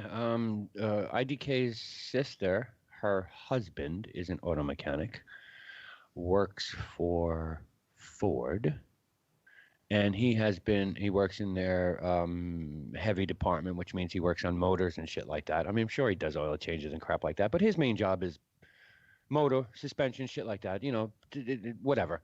90% of all the videos I see him posting on Facebook is him working on cop cars. Gotta keep like when you talk about essential personnel, the chain gets really kind of crazy. Yeah, it does. I mean, like I said, I'm an essential employee because I do computer tech. I'm essential. You know the deal. I still got laptops sitting here. I got 3 more I got to deal with. You know, that's essential. You wouldn't think of that at first. I keep telling him You know, when he you needs to really buy think, another computer, Ren. you know, computer guy, he's essential. I keep There's telling a him. lot of. I keep telling I have him. 3. I'm good. I keep telling Webb he needs to buy one. He keeps. I'm not keeping nothing. I'm just watching Intel drop them new chips. Oh, you think what their new 7 nano chip? No, fuck that. I want to stay on the old platform. It's faster. All you people who think that smaller nano shit is better, you're crazy. Not in a desktop. You're crazy. 14 Yeah, nano. see, I keep trying to drive him to go buy a laptop because of how his life is, where he is on his couch 60% of the day and behind the desk 40% of the day. Dude, No. I told him to put that fucking desktop right next to his fucking entertainment center. Tied in. His TV's capable of running it. Oh, that would be going back to fucking 1999 for me, and then I'd be trying to find my Madden baseball and Madden football 1998 edition to play on my screen. I can't do that. That's how I started. I never had a computer at a desk. My computer was in my entertainment center. My TV was always my monitor. The Intel 10th Gen Comic Lake desktop CPUs with 10 cores based on Skylake architecture. No. Dropping. Yeah, go ahead. Dropping what? Core i9. i9. 10900K CPU can reach 5.3 gigahertz. That's the one I'm looking at. $499 base model. Yeah, unlock $699 or something like that. Yeah, that's the one I'm looking at. 14 nano, fast as fuck, 16 core. I've never been a fan of AMD or any other chip, so I will refuse tooth and nail to buy them. Those Ryzen processors are getting grave reviews, though. It's great for a phone. They're great for everything. AMD's trying to prove that they're great for a lot more than that. Until you're trying to open up a fucking Photoshop file that's 6 gigs or a complex Word Excel document tied to it. Gamers are leaning heavy into that right now. So gamers don't work on their desktops. Gamers don't work on their desktops. Gamers play games on their desktops. Gamers don't open 1 terabyte Photoshop files. Gamers don't try to access an Excel file that talks to 3 different Access database files. You're gaming on it. You're not working on it. AMD's great for gaming. Hands down. Wouldn't fucking bash the company for that at all. But you've never walked into any Wall Street company with a computer that says AMD on it. Can't work on those chips. They fucking can't handle it. But the gateway bridge that talks to the graphics card is fucking insane on the AMD chips. And the Intel chip I'm looking at, Ren, has 0 graphic capability. None. Don't want it. Not interested. Because if I do build another computer, it's going to have at least 2 or 3 video cards in it, especially if I move upstairs. I want to power that 55 and at least 2 to 3 monitors. See, this fucking hillbilly motherfucker on my left side of my screen, who should be on my right, has me thinking hardcore on what it is I need to do to get my gaming system with my fucking wheel and shit into a plausible, feasible area. And I'm thinking that room upstairs is perfect. Yeah, I think he's just talking because he ain't got nothing better to Talking do. to her. I've been talking to her too. We're discussing on what needs to be done here now that more and more shit keeps coming out of this house. Yeah. Bye, Hofo. Oh, wait, you're not here anymore. That's right. Oh, really? Y'all are actually Hofo-less? Oh, he's gone. He's been gone. Oh. He's been gone since Saturday. So I when mean, does he die? there's a certain degree of you that is like, oh, I kind of miss the little lizard bastard. I will tell you this much. When I was asked to help move, I said, yeah, sure, no problem. And then a couple of weeks ago, the cabinet that Hofo was sitting on was asked, oh, can we have that too? Yup, you can have that. Loaded that shit up in the moving van. Went right back in the house and put Hofo in the back seat of my car and said, "I'll be right over to help you move in." With the fucking rodent. Bye, Felicia. You really, you So which room are you going to take? The middle room or the back room? really don't That's like Hofo? Oh, I love Hofo, but he was useless and just did nothing but cost me money. He's not even my pet. I wouldn't mind that if I was like, if it was your pet and I was watching it for a couple of days. Of course, I'm going to go buy it a bone and a few treats. Yeah. But when you leave it here or you're living with me and it's here and I'm the one paying for it all, go fuck yourself. Well, you should have just made it your pet. I would have been like, yeah, you can have the fucking thing underneath it, but fucking Hofo's mine. For the past 2 years, I've been fucking paying for fucking Hofo. That was all on her. And it's Well, that, yeah, but that, I'm sorry, and I'm sorry if you're listening out there, the people who may be involved, but that is personally my feeling. Yeah, I know. I don't disagree with you. It is if you feel that you were taking care of fucking Hofo, and especially, I mean, I will say the past 2 years, that, I mean, that's my goddamn Hofo. I mean, there's a reason his fucking name's Hofo. I tried. Yeah, I know. I tried that route. I did try that route. Trust me, I did. Oh well, no, that's he's mine. I'm the one who got him, and I'm the motherfucker who feeds him. But to answer your question, there is a conversation and debate going on who wants to take what room. I may move into the other room with the nook where the bunk beds are now. No, yeah? Because that might be better for cam filming against that blue wall. I already have somewhat of a green screen. I could decorate that wall and green out other shit and have knickknacks behind me, whatever, while we do whatever show, video, whatever. She's contemplating the other room because there's more closet space. That room she's currently using, the one with the bunk beds, has one closet. The other room has 3. Yeah, but did you tell her that she can still have closets in either room? Oh, no. No. See, whichever one I get, lock the door. No one's going in there. John's back now. Yay. I had some technical difficulties. Hey, that's okay. So did we. We started 17 minutes late due to my technical difficulties. Yeah, man. It's just like everything froze up. I had to shut everything. Oh, yeah. Off. You were definitely given this excellent side view. Oh, man, quite some time. Right. Yeah, we had a great cam shot from the side for quite some time, and then I just let it go to Skype logo. I'm like, he'll be back. Man. Love it. So, Ren, you gonna meet me in the park this weekend? Nope. Come on, man. I will. No problem. I'll jog right next to you. I need some exercise. Got to get the fat boy thin here. When do you want to go? I'll come pick you up. I don't know. I'm good. You don't need a mask to get in my car. Wait, you're not going to mask up and go hang out, Ren? No. Okay. I mean, I get you. I was... That shit. 45 days I haven't had a sniffle or a cough. I'm out. See ya. Open them parks up, motherfucker. I'm playing around the golf. All I see right now is the news headlines. Largest anti-quarantine party leader dies of COVID. Priest who refused to close his church dies of COVID. This is all I see. And next it's going to be host of 8-Bit Bros Web Boy dies of COVID. Like, actually, they just had on Fox News this restaurant tour up in Maine, who's planning on reopening, and he says if they want, they can put me in jail, they can sue me, they can do whatever they want, but I'm opening my business. And and here's the scary part.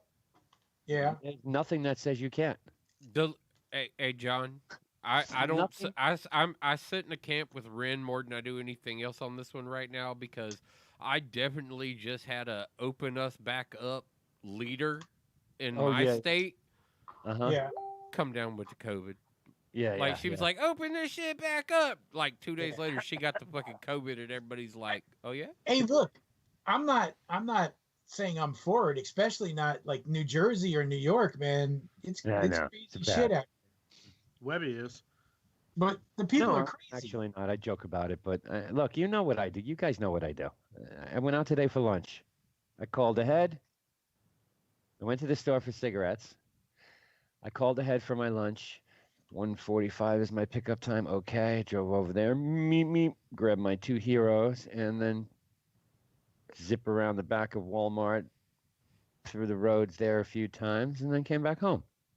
You're not worried about the person who made your sandwich has corona?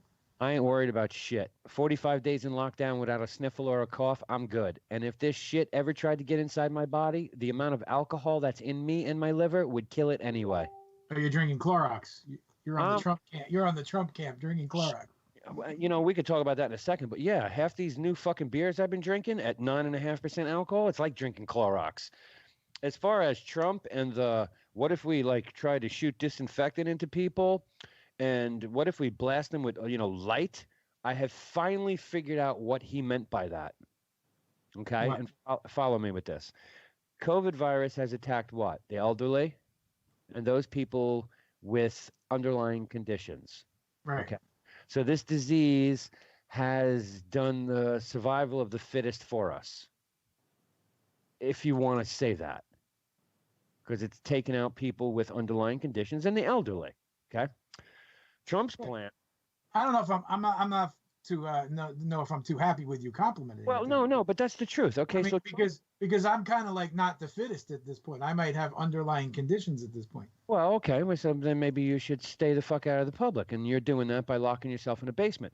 Trump's plan was, okay, if the COVID is taking all these fucking people out, if I go out there and say, why don't you shoot yourself with fucking, spray Lysol in your mouth or drink Clorox, that's going to take out the rest of the fucking idiots in this world who would actually do that. Tide Pod challenge. That's a And then the reason why, and see, this is where I'm glad Mother Nature is not fucking cooperating. His other reason of, well, why don't you fucking, get out in the sun and suck up some ultraviolet light is so we all turn orange and look like him. yeah. So we just have a bunch of people who are healthy and all look like Trump. It's like fucking Hitler all over again.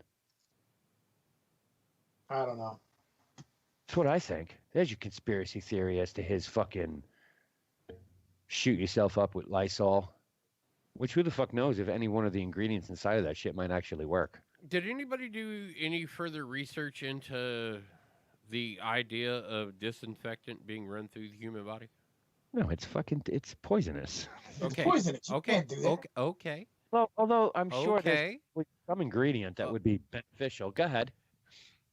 Oddly enough, Yeah.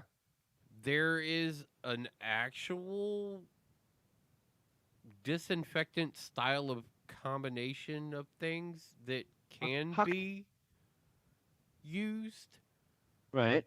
that he may have heard while yeah. listening to people talk, Yeah, but had no clue on how Yeah. to explain it, because there is this cocktail that's being played with that Sure. essentially works like disinfectant in the blood system.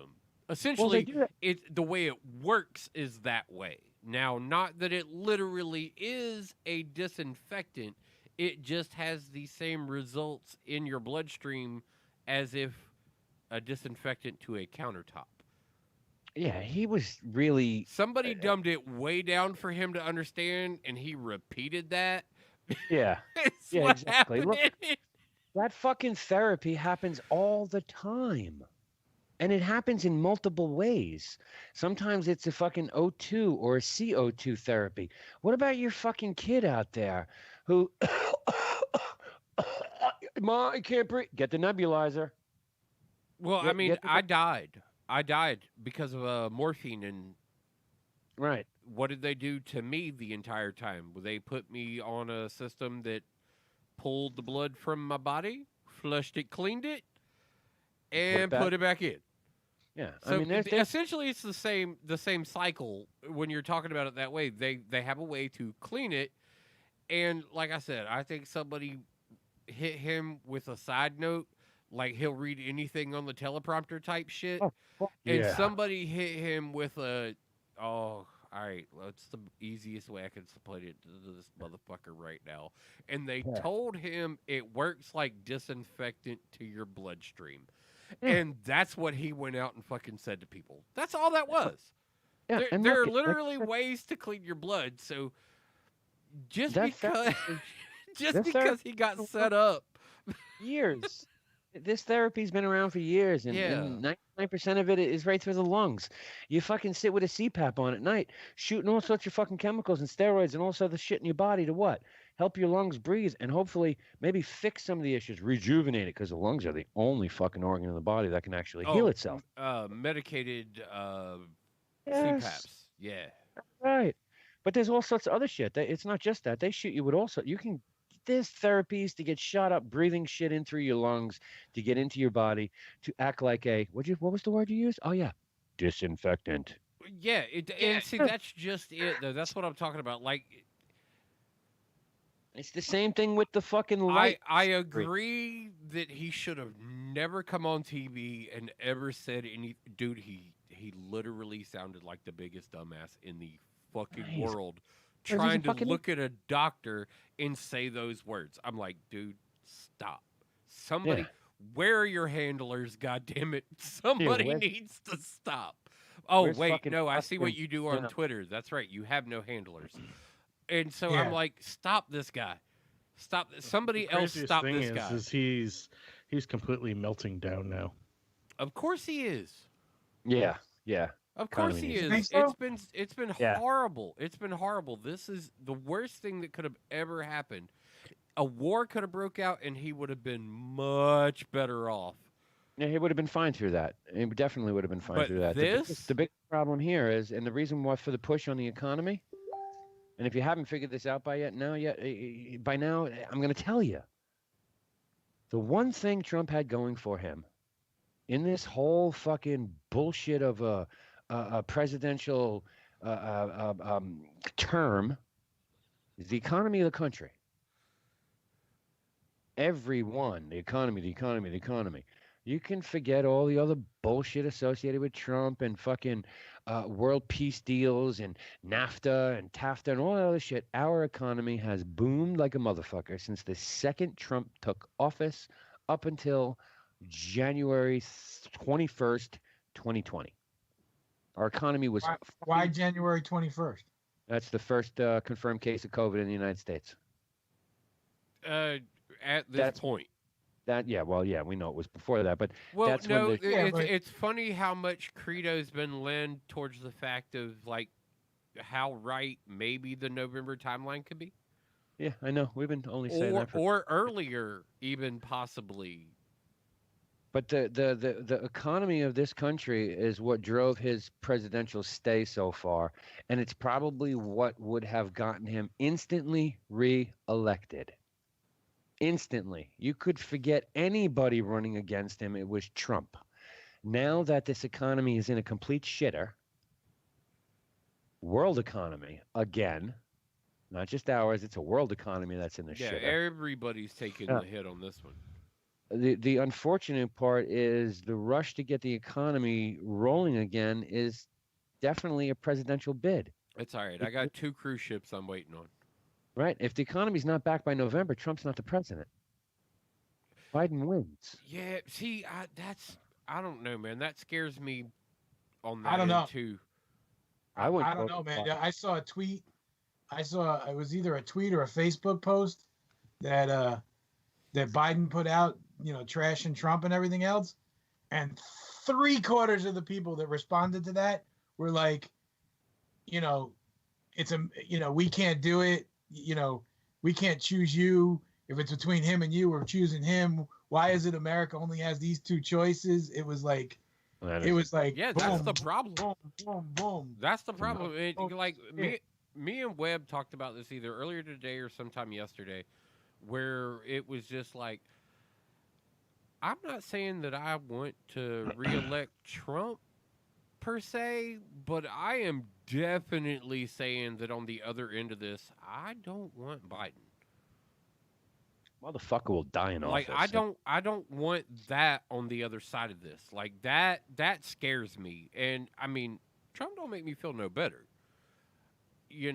But a complete and total change like that at a very vulnerable point in our global infrastructure, like because I'm looking at this as it's much bigger than just the United States. Any decisions made in all Yeah. of these places are about to really have some big effects on globally everything.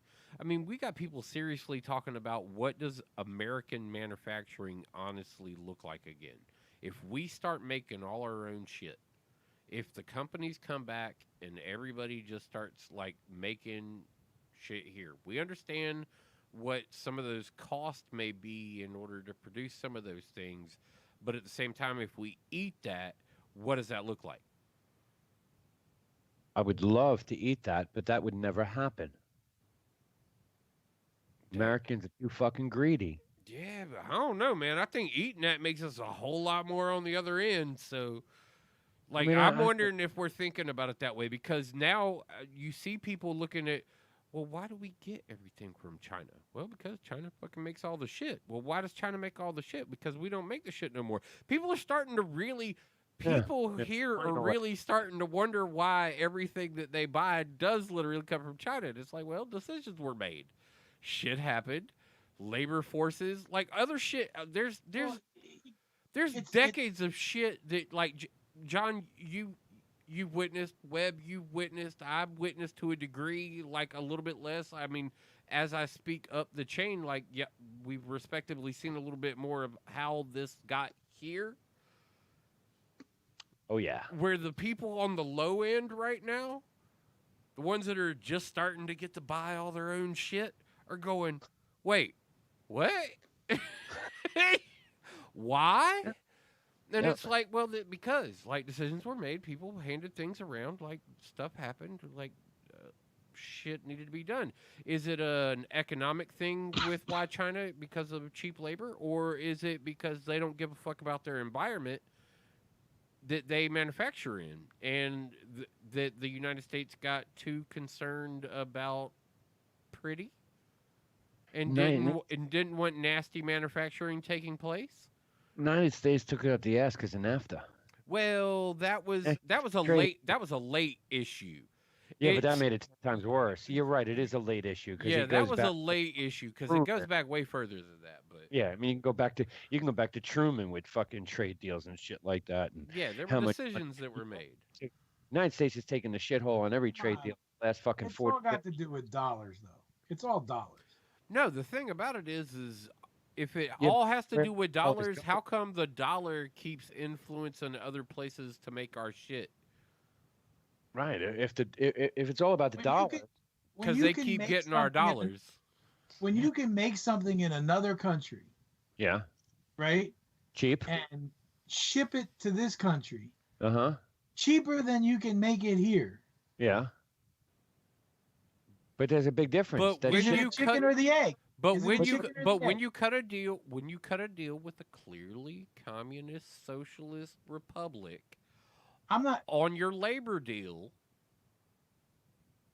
I get then, it. Then is that not essentially a kind of a? You're automatically going, yeah, the shit that we preach in the United States isn't what I believe in. The quality, and it's American companies that have taken their business elsewhere. So it's the quality of product. You think the product is better? The product was always better here in the United States. Okay. Prime example is I'll give you a prime example. When all these newfangled TVs came out, everybody ran to buy these flat screen TVs, whether it be fucking 1990 or 2020. Okay. Y'all ran out to buy these fucking TVs because, they look so cool, and your mother, your wife, or you decided, that fucking big ass TV over there, there's nothing wrong with. We're going to put that on the curb. Okay, 1990. How many fucking TVs have you bought since then? and not because the technology got better. No, And just how many because the other people TVs wore out. fucking broke? Yeah, the other shit wore out. That's the thing. But we all recognize that. That's what I said. That's what I think the problem like that we're running into as far as like the youth are questioning why their products are all made elsewhere. Why? Because everything gets replaced so frequently and it's damn near ridiculous to a point that it's so absurd that people are starting to look at it as absurd. Like, why do you need a brand new fucking iPhone every year? What is the point? What is the actual point? People are starting to go, I'm tired of this direct commercialism to a degree. Like, and not for anything, quarantine kind of helped boost that philosophy a little bit because people started looking at the things around them and going, huh, everything I got is fine. I don't really need to get anything. I'm kind of good. Yeah. That's why I don't buy a phone except for once every 2 years. Once every 2 years, 2-year life cycle on a cell phone. Well, the commercial brainwash worked on us though on some of our generations for a while. Meanwhile, his mother still has the same fucking 1940s rotary. My mother buys phones faster than I do. Yeah.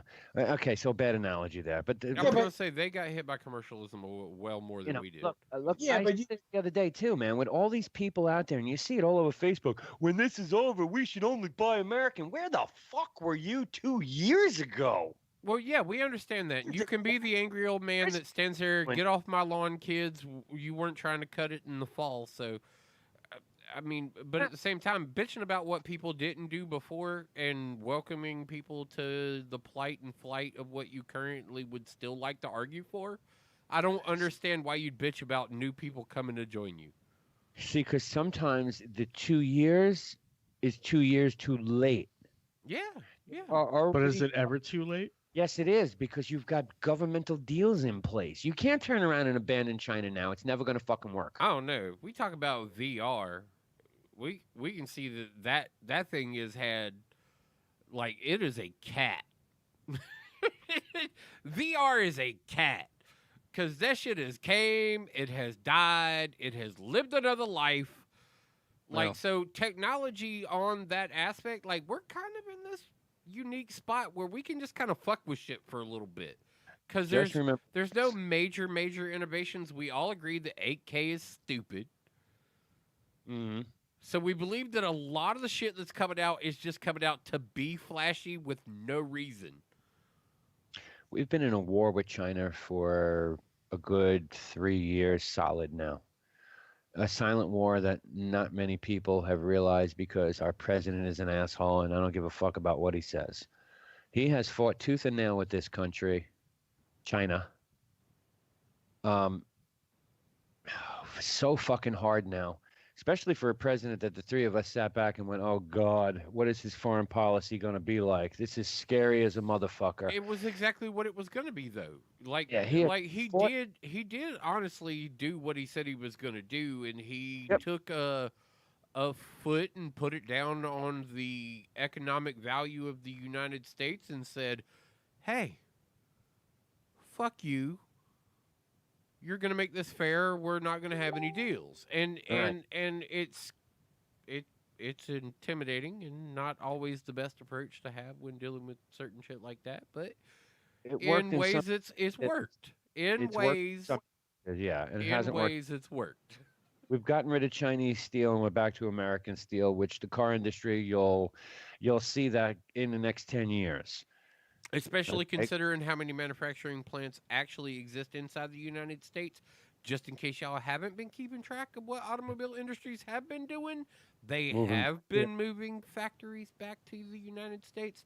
North Carolina, South Carolina, Georgia, Ohio, Kansas, Texas, northern Texas, Oklahoma, regions of Nevada.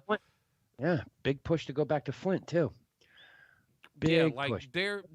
What you're seeing when you're seeing foreign car companies have manufacturing plants inside your own country. You're always going to buy shit from China, people. Kia's got a bunch of shit here. Honda. Stop buying Chinese goods. A, it's physically impossible. And B, if you were a way to figure it out, the Chinese would shut down our economy lickety split. If they They- thought we were working on something that direction, they would have already shut shit down. Okay, just if you're a fucking sensible human being and have a half a brain, do a little bit of research and go see what China owns inside this country. A lot. We A are lot. so in bed with China, you will never not be able to buy a Chinese product. It's going to be in your face forever. They could crush our economy by shutting shit down. Period. They own 80% of the real estate. Currently. Yeah, they own 80% of the real estate in the fucking United States. Commercial real estate, that is. Commercial. Currently, yeah, but that's the one thing we've talked about a couple different times throughout They own the the- coronavirus is They own commercial. fucking Well, no. tower Hold assholes. on. Yeah, go ahead. The one thing we've talked about a couple times during this corona thing has been commercial real estate. On the other end of it, what is the best way to open up a country? I mean, open up a company right now. Oh, Buy a laptop, Yep, from China. buy a cell phone. Okay, fine. Whatever you're talking about right there. Buy a From laptop, Korea. buy a cell phone, pay for their internet. Okay? Right. Pay for the highest speed internet that's available Oh, to yeah. them. That is the yeah. grassroots. What does that do? That eliminates commercial real estate, which is what your biggest statement was right there. 80% of commercial real estate. So, all right. So you Go get eat rid it. of you get rid of commercial real estate. This is the retaliation attack against that format. Yes. Is okay. So now we don't need commercial real estate. What do you own at that point? Like, yes, they may be supplying some of the technology to these areas, but if the commercial real estate's not necessary, then they're hemorrhaging just as much money as maybe they're making off of the products that we would be buying, because they don't own manufacturing facilities for the most part. Yeah, not many. in those places here, because EPA doesn't Canada- allow it here. Yeah, Canada. How many companies do you think right now are debating on whether or not they really need that office space and all these people coming together in the office? 60% of them. This is a conversation we have had. Yeah, I It is think the that's a one thing- reasonable number. I Yeah. think that's a reasonable assessment. Yeah. If there's a way to short the real estate market coming out of this fucking pandemic, epidemic, whatever the fuck you want to call it, or whatever you think it is. It is a global pandemic. It's been addressed Right. as such. I know that. I was for the conspiracy theorists who don't think it's a pandemic. If there's a way to short the real estate market, especially commercial, well, fuck, figure it out and do it, because I'm a big believer that, and maybe so big that I've convinced or brainwashed a little tiny piece of these guys' heads that I don't think fucking, this is the conversation right here. You got a business, you're sitting back. If you're in the World Trade Center in New York City right now and you own that fucking your business and you're looking at this office space you have going, wow, every one of my employees has now been working from home for 45 fucking days. Yeah, you're about to And- possibly have 2 months, 2 months of rent that you've paid. Yep. 2 months of rent that you've paid where you essentially didn't really need to. Your company's kind of been doing okay. Yeah, I'm making money still. I'm servicing my industry, and I'm paying $75,000 a month to have 1,000 square feet in the fucking Freedom Tower. What do I need this for? That I'm not using. It would be more beneficial or advantageous or more cost effective for me to tell all of my employees, stay the fuck home. You don't have to come back to the office. There is no more office. Okay, but wait, in conjunction with that, the simple fact of the matter that you've got just why? Yeah, and then here's the other deal to go with it. Remember that laptop or that desktop you were sitting at work working on? We're shipping it to you. It's yours. Have a nice day. Here's your new computer. Oh, but how much is your internet bill? Oh, it's $100 a month? Yeah, no problem. We're just gonna pay that for you. Or we'll prorate it, and at 8 hours a day, or maybe we go to a 10 hour a day fucking work environment. So we'll pay you 40% of your internet bill. Either way, it's still cheaper than that fucking real estate bill I'm paying. It's a hell of a lot cheaper to pay 1,000 employees, give them their equipment, pay their fucking internet, or prorate it. It's a hell of a lot cheaper than everyone getting on a bus to go to New York City at $325 a month to go to an office that could cost what? Up to $1 million fucking real estate a month, That is depending how creating big. jobs, is what that is, though. Sure.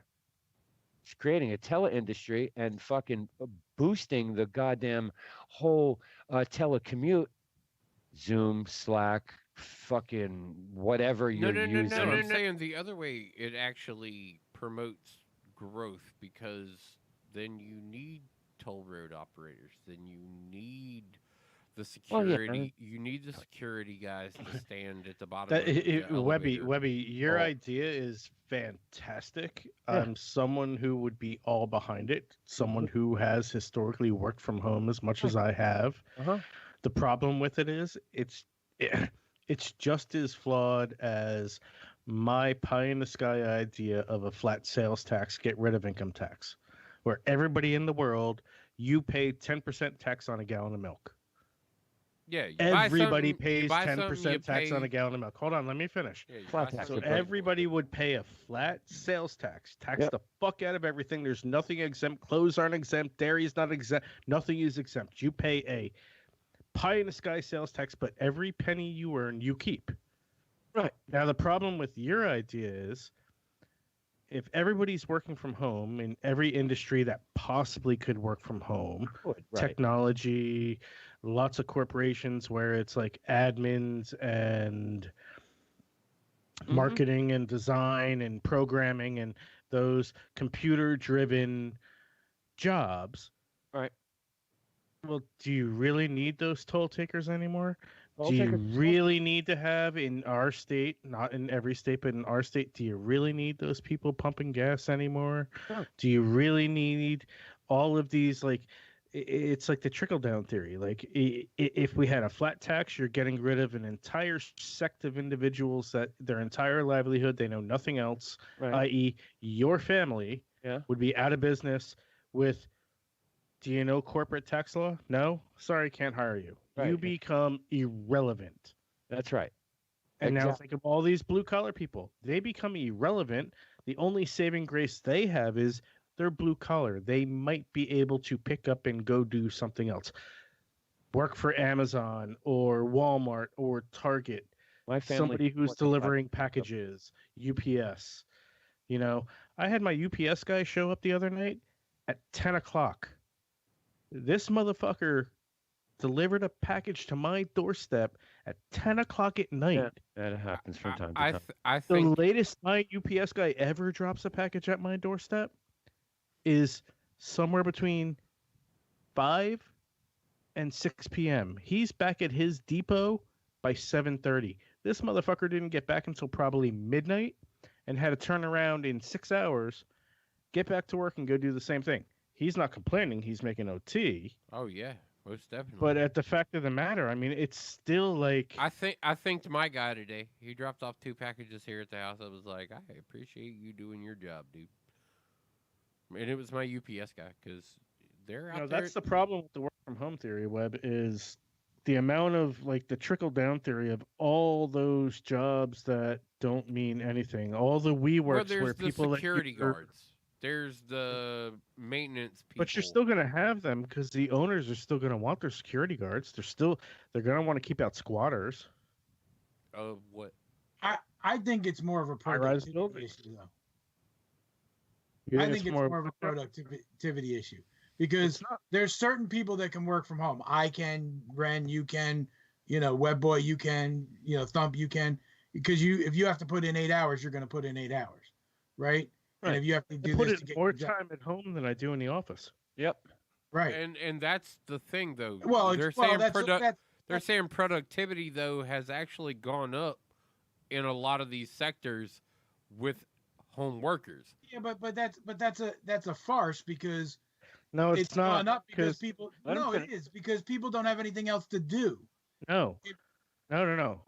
Here's why it's not a farce. Because I lose 2 hours a day, Travel. 4 hours a day commuting. I have now gained those 4 hours back a day at home. When I'm on a bus, I can't necessarily do my job Commuting because is the taxing. bus line Wi-Fi won't allow me to access my Dropbox or my Google Drive or my iCloud Drive or my whatever cloud-based storage. It's not allowed. Commuting is Yeah. taxing and rage-inducing to a sector of your day for commuting traffic. You know, we Whether wake it's on a up, we have bus, our a coffee, we have subway, in a breakfast, we go. car, it's miserable. The one you're part of most working people's day that they complain about is the travel distance or time between waking up and going to their job.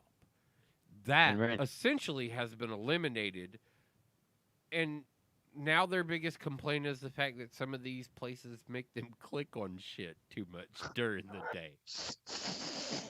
That's right. Or everything's a fucking video with a 40-second ad to watch a 29-second video clip.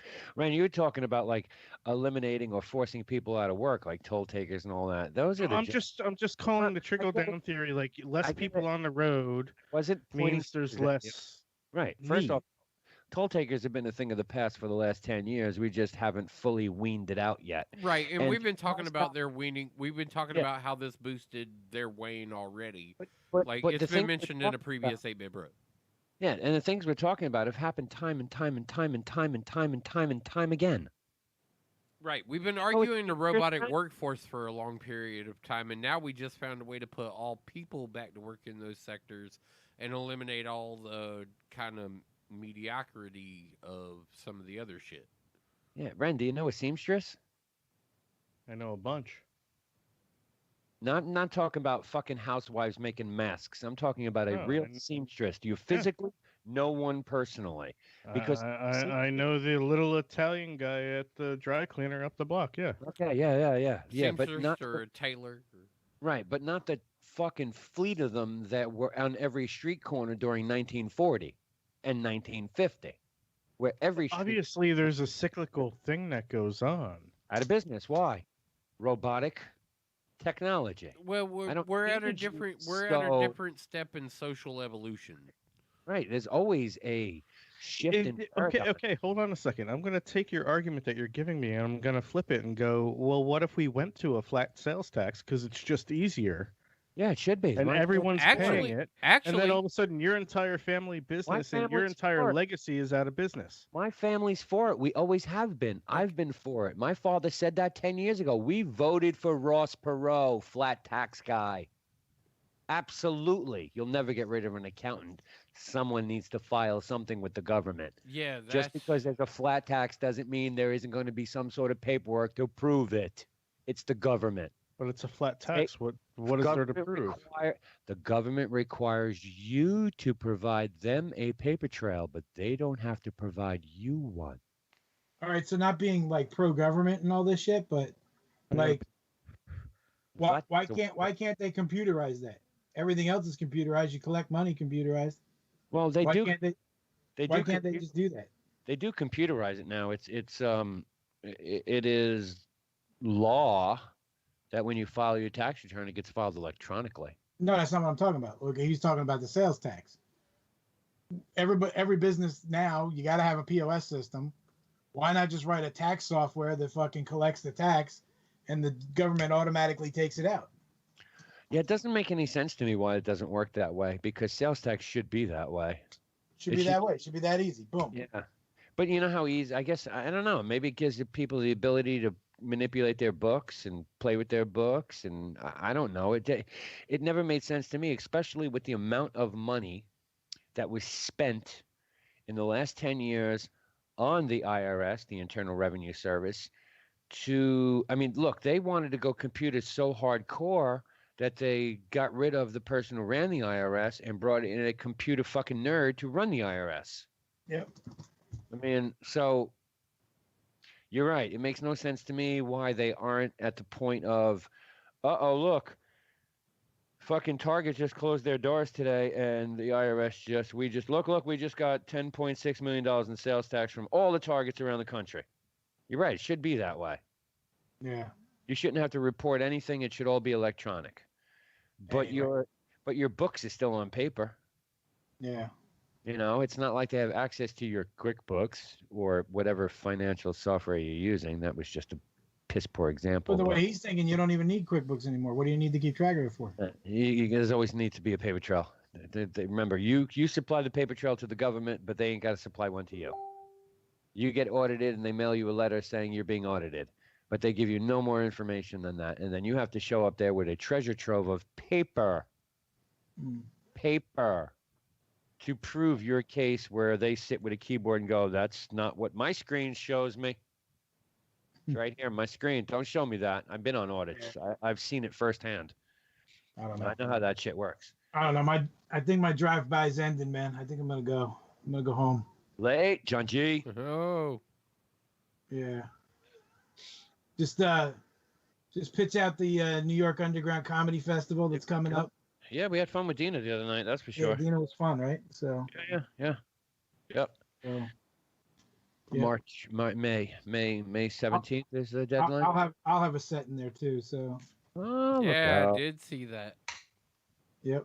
Isn't the deadline next Friday? And no, the deadline to submit is technically over. Yeah. And then the shows are going to start next Friday.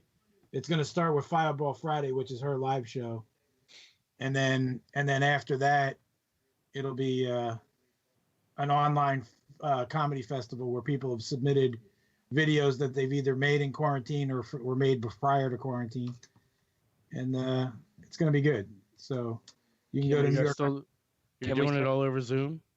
Oh well, no, we actually found a website called Exurb TV, and they actually have a festival running website, which it's still in progress, but it's working really well. So the Zoom is going to be the live show. That'll be Zoom, but then the festival is going to be over on that Zurb TV.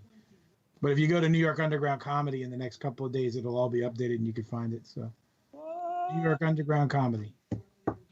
Undergroundcomedy.com. Yeah. So thanks for chatting, but I'm going to go home. Yeah. Safe Wait, aren't you home now? No. I mean, I see you in the same place I see you every time, so. That's because I come to the office and I hang out here all by myself all the time. Tell him also he doesn't need to talk about where you're at because he won't meet you for a jog. Yeah, that's right. Not even for a jog. He wouldn't even show up at the park. You never know. See? You That never was know. not an affirmative. I'd be there. You Dude, wouldn't. I've lost 20 pounds since this fucking thing started. 20-something pounds. I've just lost because 4. I can't eat. Yeah, you can. You're just Well, too no, my lazy to food go sucks. get it. I Oh, cook my own food. It sucks. the greatest thing was my cousin came by and he's like, man, he's like, you look like you lost some weight. And I'm like, yeah, right. Quarantine has been okay with me. So, I don't know. It's actually All right. motivated me to move again. That's the weirdest part. Yeah. It's like the world shut down outside of me, and I'm like, oh shit, might need to get healthy. Might have to fight some motherfuckers. I don't know. All right, guys. I'll talk to you next week sometime. All right, John. All right, Johnny. Be good. He's trying to learn how to use it. Here, I'll kick you up. Look at Webby here trying to portray he's on like some cruise ship. I was gonna ask him how those 240 days were going. Yeah, right? I mean, he's clearly quarantined on a cruise liner. Yeah. How are those? I want to know how the MREs are tasting. Do they taste better now than they did 30 days ago? No. This is the 240-day cruise. Oh. Remember, this is the money cruise. Yeah, but you still need to stop at Port of Calls and get replenished. There's only so much stores on a ship to hold grub. You know that this is only one trail off the back of their ship, right? So Webby, There are put your five. headphones on. There are five off the back of their cruise ship. What we want to know is how's the cruise going? I'm doing good right now. Or how do the MREs taste after day 35? That's the whole problem. Is whatever that orange flavored shit. Tang. No, it's not Tang. I've added all Orange sorts- sherbet. No, it's these MREs. It's dehydrated shit. I've tried to rehydrate it with everything, and it's not Tang. It's not even close. Some of the food is okay. A lot of the other stuff, oh boy, what I wouldn't do for a prime rib. How is the beef Wellington? If it's a modern MRE, it's amazing. Oh, that depends on what you add to it. I mean, adding water to a lot of that shit just don't work. The beef Wellington, we haven't had that in a few days now. From what I remember, it was good. A little too much of the mushroom. Wellington? Too much of the mushroom sauce on it. How's the beach? The beach is amazing, bro. Look at the sunset. Yeah, I I mean, know. how could you not? I've been catching my fish every day. I caught a lobster yesterday. Do we have clear skies tonight? Do we know offhand without getting up to look out a No, window? it's fucking pouring and windy out, bro. I know it's We pouring like have clear skies. clear skies. Take a look at the moon tonight, Thump. It's another moon event. I think it's tonight. No, moon event is Saturday. Is it Saturday? It's in my calendar. It's Saturday. Yeah, Dark it is, side it's of the moon? Saturday. I thought dark side of the moon. Saturday is the harvest moon. I Like, believe. think about that. Think about that. Think about that exact statement you just made. Dark side of the moon. Yeah, At what point do you think you ever get to see that? tonight. When, Uh, the, s- when the Earth reflection hits the moon and it lights up the dark side of the moon. By the way, gentlemen, I'm putting this So- forward. I am laying a decree now. Come Tuesday, What up, Sean? Cinco de Mayo. If you're drinking beer, it best be Mexican. That's tomorrow, May the 4th, May the 5th. May 5th? When's Cinco de Mayo? It's Tuesday is Cinco de Mayo. Yeah. Or you should be having margaritas. May 5th. I may be able to accommodate margaritas faster than Mexican beer. Nothing wrong with a little Corona every now and then. See if I can. find- Tecate, Corona. I was gonna say Takata, if fucking Modelo. Like there are a bunch of other ones that may be on that list. Exactly. There are Dos a Equis. bunch of other ones. Yeah, Dos Equis. There may be a lot of other shit that's on that list, but I don't know. If I'm not mistaken, I've heard Corona has shut down facilities. No, they're back open. Or is it 2 weeks? No. They shut them down for making all. Yeah, that was 2 weeks. Or 3.5. They're open. They open back up this week. From what I know, that was like 3.5 weeks ago that they closed down. Because and the they closed company all- that's actually responsible for Corona. Is InBev. Well, no, the Mexican company that's actually responsible for Corona. Yeah. Like, because the subset. Like, yes, we know Yeah. InBev's got a certain bit of their tentacle and all of that. But the Mexican division of responsibility that's there, they make Modelo, they make Tecate, they make Corona. Like, they're a whole sect of places. And they shut down several of those, stopped actually making Corona beer in more spots than they kept making Corona beer. Right, Grupo Modelo. And then Modelo and something else, they were still being made in a couple areas because it's actually higher. Corona's an American beer. Like, if you want to really get into the conversation with it, Corona is like an American kind of fallacy of, like, that's the American Mexican beer. Like, it is true for the most part that the Mexican market doesn't drink a lot of Corona. They drink a lot of the other stuff. They drink Dos Equis Triple X is what they drink. Yeah, the second Triple X, Modelo, Negro Modelo. Like it's a lot of different shit that's not Corona, because kind of the global population agrees that Corona and Heineken need to keep in that lane, and Blue Moon's kind of found itself into that division in some sects too, as well as there's another company that's found themselves in that same lane. Trying to see. Maybe I'm wrong. Maybe they are not brewing yet. I'm not getting No, any I don't info. think they're brewing yet. I think they're still. They reopened the plant after shutting down, converting, and going into sanitizer production, if I'm not mistaken. Is what they did with most of the facilities that they shut down. Like, Corona's still being made. It's just not being made in the lump that it was before they started making other shit. Like, just like Oil of Olay in France, the entire infrastructure of Oil of Olay in France shut down and started making hand sanitizer.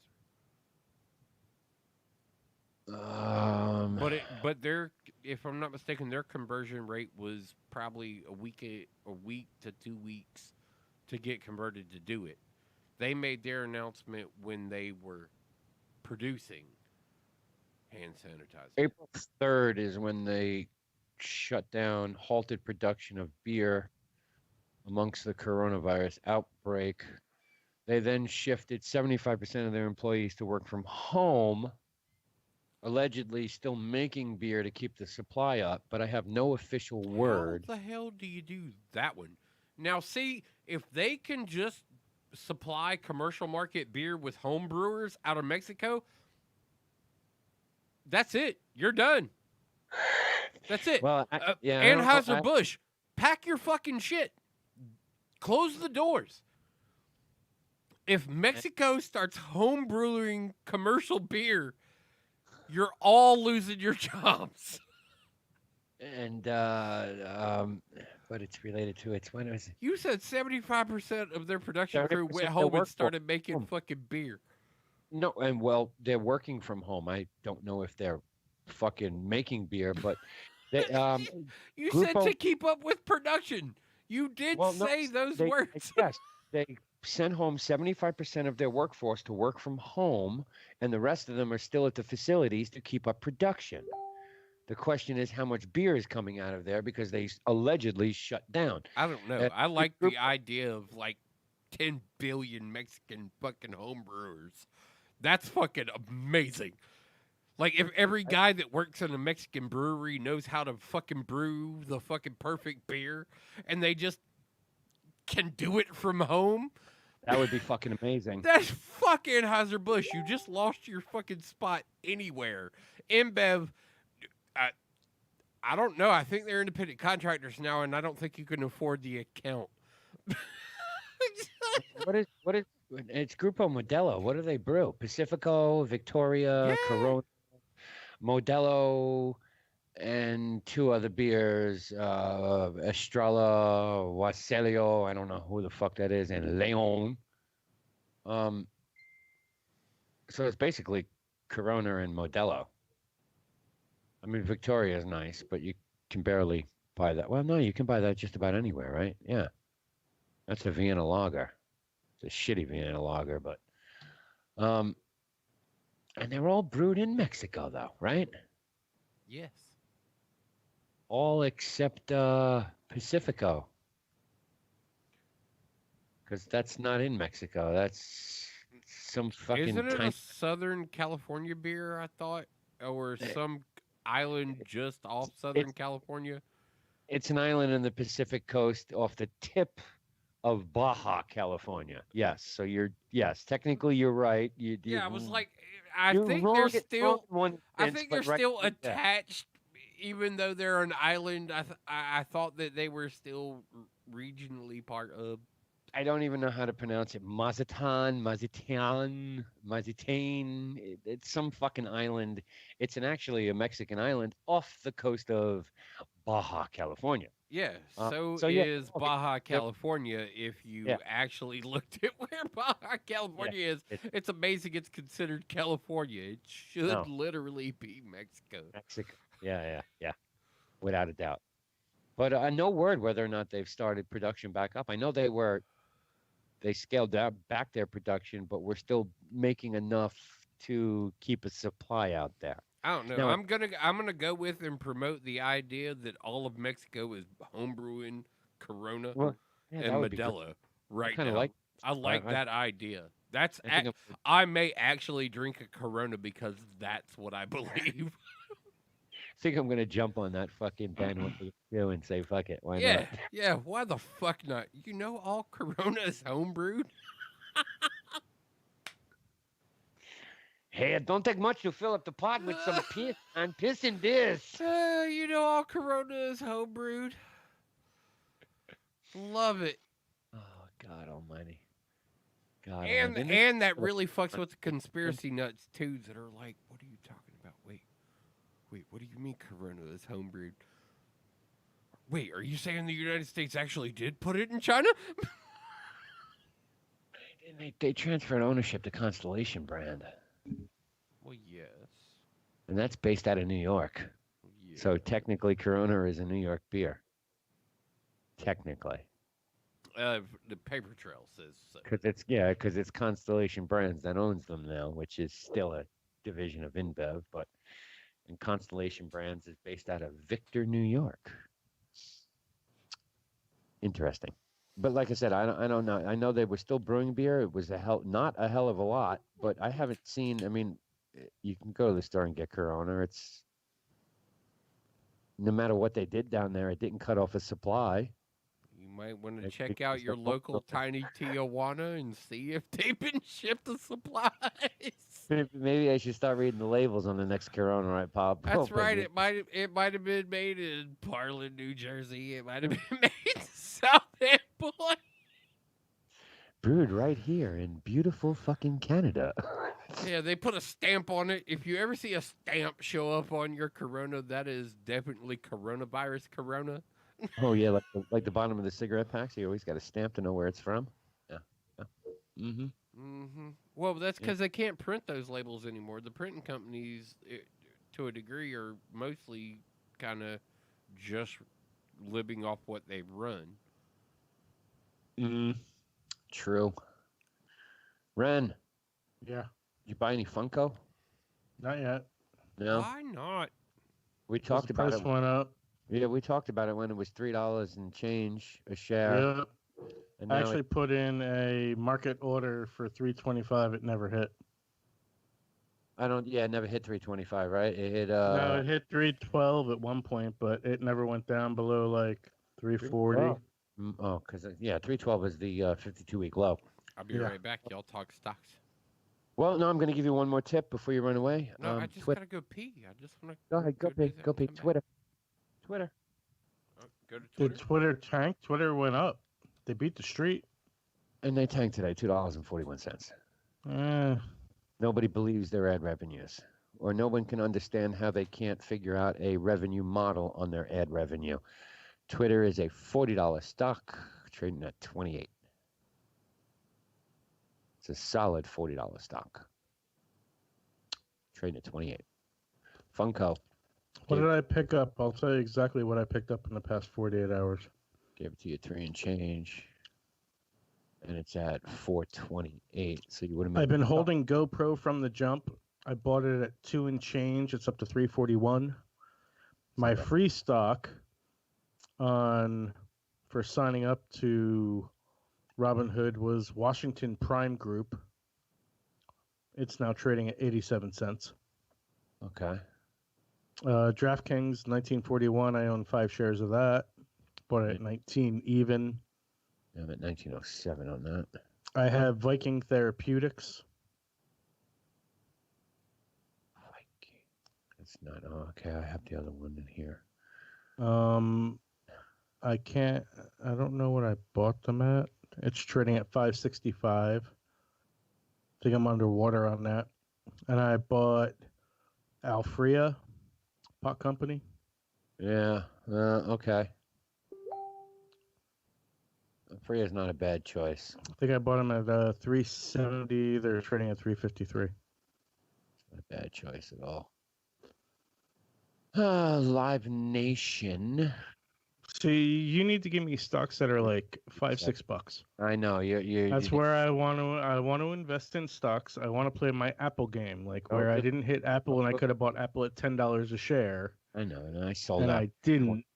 Had it at 6 and sold it at 21 because it was a great fucking move, and who the fuck knew? But it's tough. It's tough for me to give you a lot of tips that way. Well, hold on a second. In my list, I have Calix at 1150, Peloton.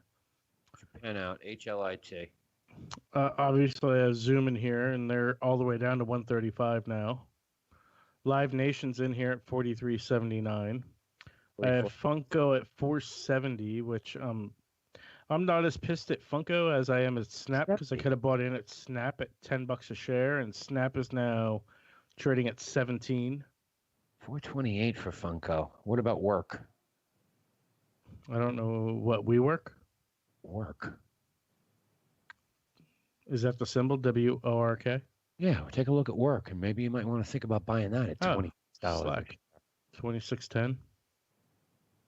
It's another $40 stock trading at 26. 26.69 is the real trade right now. It's down right now. They trade after hours. Oh, why did I just get logged out? HLIT. There you go. Put that in your watch list. It's like an $8 share. Harmonic. Yeah, $8 trading at like $5.80. COOP.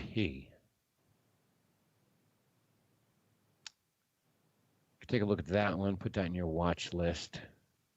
Mr. Cooper. Vanda Pharmaceuticals Inc. VNDA.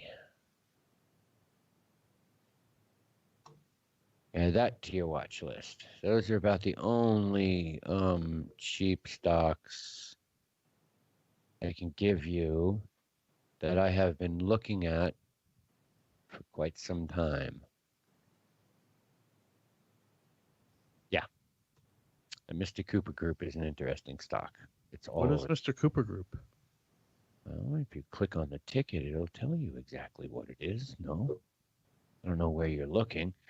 Coop is a financial small cap.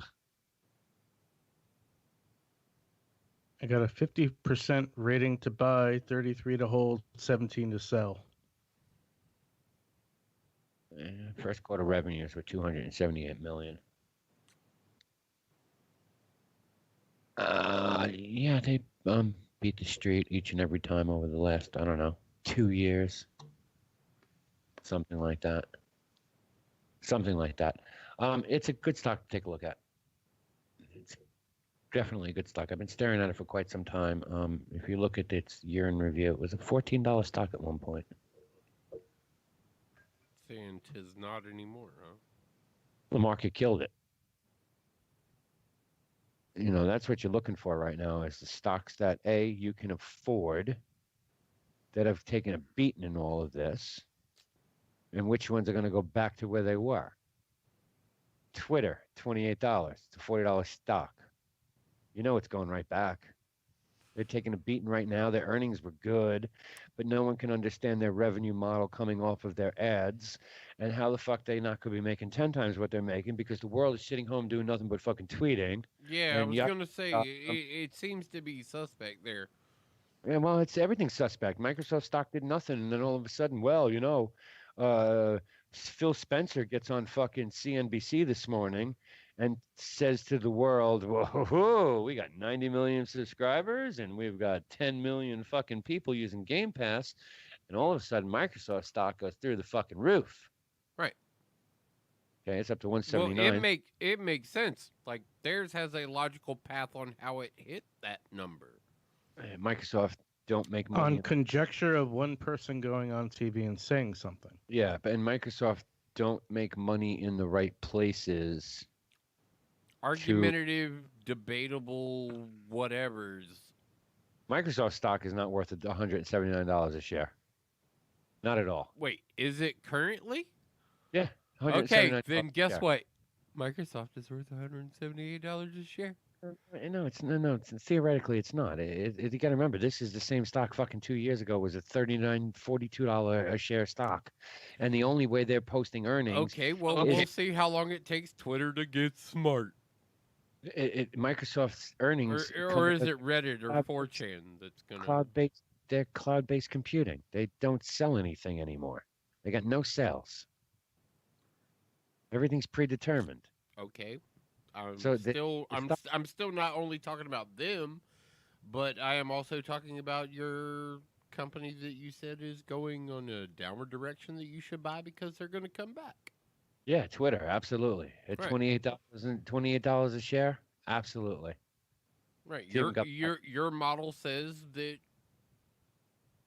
it's going to be the one that people are going to be like, yeah, I don't understand why people aren't making money over here. And it's just going to start making money again. Even though right now, competitively, it should have its higher user interface ever. Yeah, it should be, but everyone's marketing it as a bearish stock too, and holding average, laggard, average. I mean, the analysts are beating the shit out of it. Oh, and by the way, tomorrow it'll open up at 31.14. Close today at 28.68. Tomorrow it will open at $31 a share. All right, so the Asian market wants to add value. Either that or the American market overnights. I mean, that stock's still trading right now. Actually, no. Can After I buy hours, that stock right now? no, it's 7 o'clock is the earliest you can. You Or can I put an order in for it. You can put an order in. You're going to get it at market open at $31. Predicted market open at $31, and that's Yeah. as long as nobody in China is listening to this and goes, "Hey, Webb said this. Let's boast this out a different Hey, direction." I'm just looking at the last ask size for that stock, which is $31.14 for one share. That's not even a block of 10 or 100. It was zeros, which is actually one share. So Twitter's opening up tomorrow. All right, opening- so where's the red rocket gonna land? Nowhere. Right next to Cam Newton, watching the fucking games from TV in a local bar. I mean, there's rumor that Cam may actually end up fucking finding a job in DC somehow, and I don't agree with it. I would be a stiff advocate to argue against such a thing happening. All right, what's Cam's market value now that Jameis Winston? Oh no, it's a 1 year prove your point fucking contract. Like his value's way down.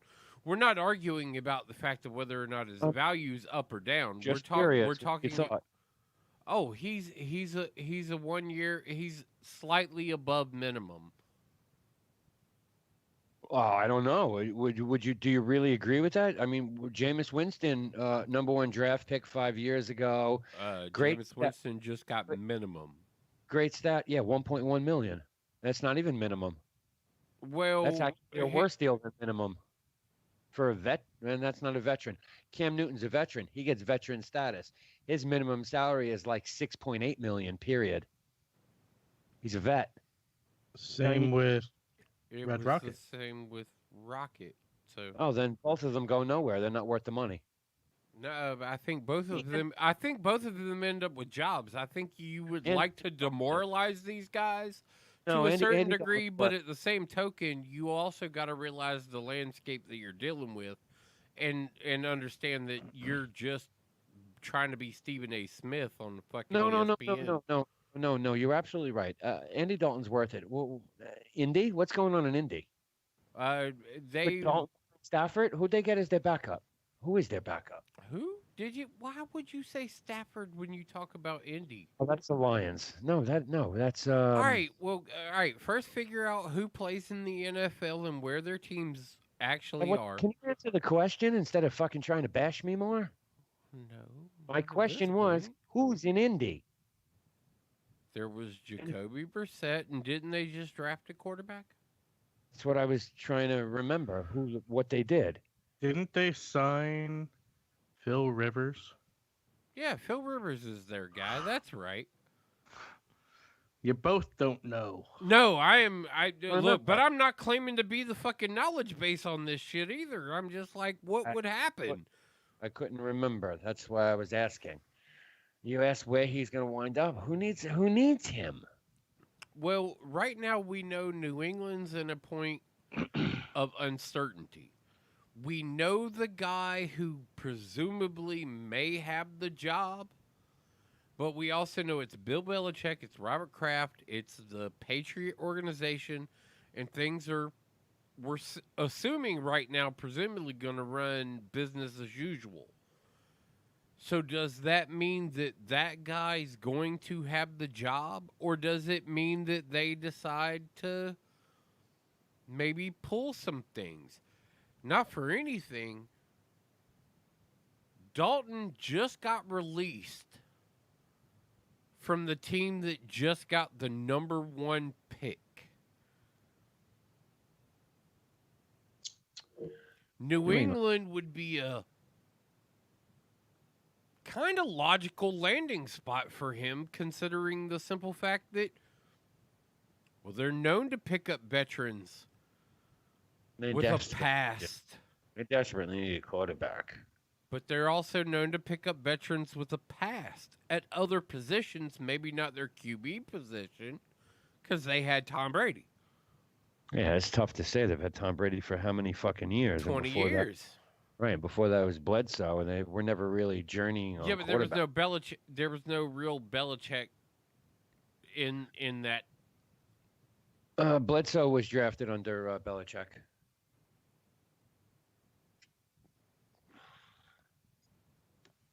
Well, not maybe he wasn't drafted under Belichick. He played under Belichick. I don't want to say he was drafted. Yeah, he played like his last 2 seasons under Belichick.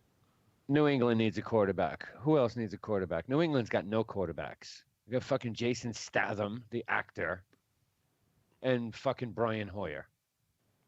Yeah, Hoyer is, and not for anything. Where was Hoyer? Wait, hold on. Wasn't he? He was either with the Browns or Cincinnati, or both.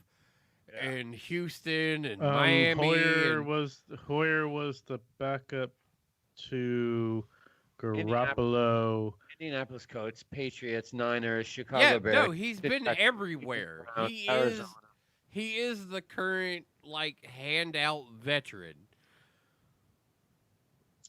Yeah, he's actually played for with the Patriots on 2 different stints. Yeah, kind of really not surprised by that stat either. 3rd time back. In fact, it was Belichick who drafted him. So when you look at these scenarios moving forward, you have to lean on the side of logic, stating that New England's not afraid of bringing in a veteran quarterback or veteran Who else needs a personnel. quarterback? Is there anybody else in the league that needs a quarterback? Well, the thing that we're still going to overlook, and I'd like to go ahead and just be the guy to dickhead this one in here. Go ahead. We're talking about whether or not Andy Dalton or Cam, Jameis Winston just got a job. Colin Kaepernick is still sitting at home. He's always going to sit home. His day is past. He never wanted to come back. Yeah, his day was That past. is also the other side of the coin that I would like to argue. Fuck all you people. He made a mockery of the league, and that's what fucked him over. Yep. It's the same thing with Antonio. He blackballed himself to a certain degree. Yeah, it's the same thing as AB. I don't know. Like, I honestly think AB could come back, serves like a 6-week suspension, and play in the NFL. AB, I think, still has, for some reason, has still got like some sort of saving grace. I don't disagree with you. No, but I think AB cooked himself. Yeah, I think he fucked himself over. I think he marched his own ass out of the league. I don't think there is any saving grace when you sit there and literally make a mockery of the league. And next week. And thumb your nose at everything about the league and about what the league stands for, and you did the complete opposite. And next Same week, T.O. did. and next week, Tom Brady comes out on the fucking field and goes, "Beep, beep, beep, beep," and brings another wide receiver into the core. How many more wide receivers do you need? You have Mike Evans. I mean, you have a stellar Oh young no, core of he's receivers. dude. He may be literally trying to form Voltron. It's just literally something that may be happening. Tom Brady may literally be like, "Wait, what are you gonna let me do? I get to pick anybody I want." Because everybody was like, "Oh, why would you bring Gronk back?" And then Gronk goes, "Yeah, I was tired of the Patriot way." And you're like, "Ooh, the dirt. The drama has started." Oh, Okay. I had the playbook a week ago. Even though he admitted that was bullshit, he was just talking shit because it's not about the Patriot way anymore. He was just talking shit. All right, here's some teams for you to mull over. Raiders. Do they need a quarterback? Yes, they need 3 of them. Well, they've got Derek Carr and Marcus Mariota. Yeah, I know, David. Yeah, we're good. We're good on that. We knew what Derek- it was. We knew what it. Yeah. It doesn't Derek matter Carr. what D you throw in it. It's still just throwing D in a car. I mean, Yeah. if you're fucking that exhaust pipe, that's on you. True. Jacksonville.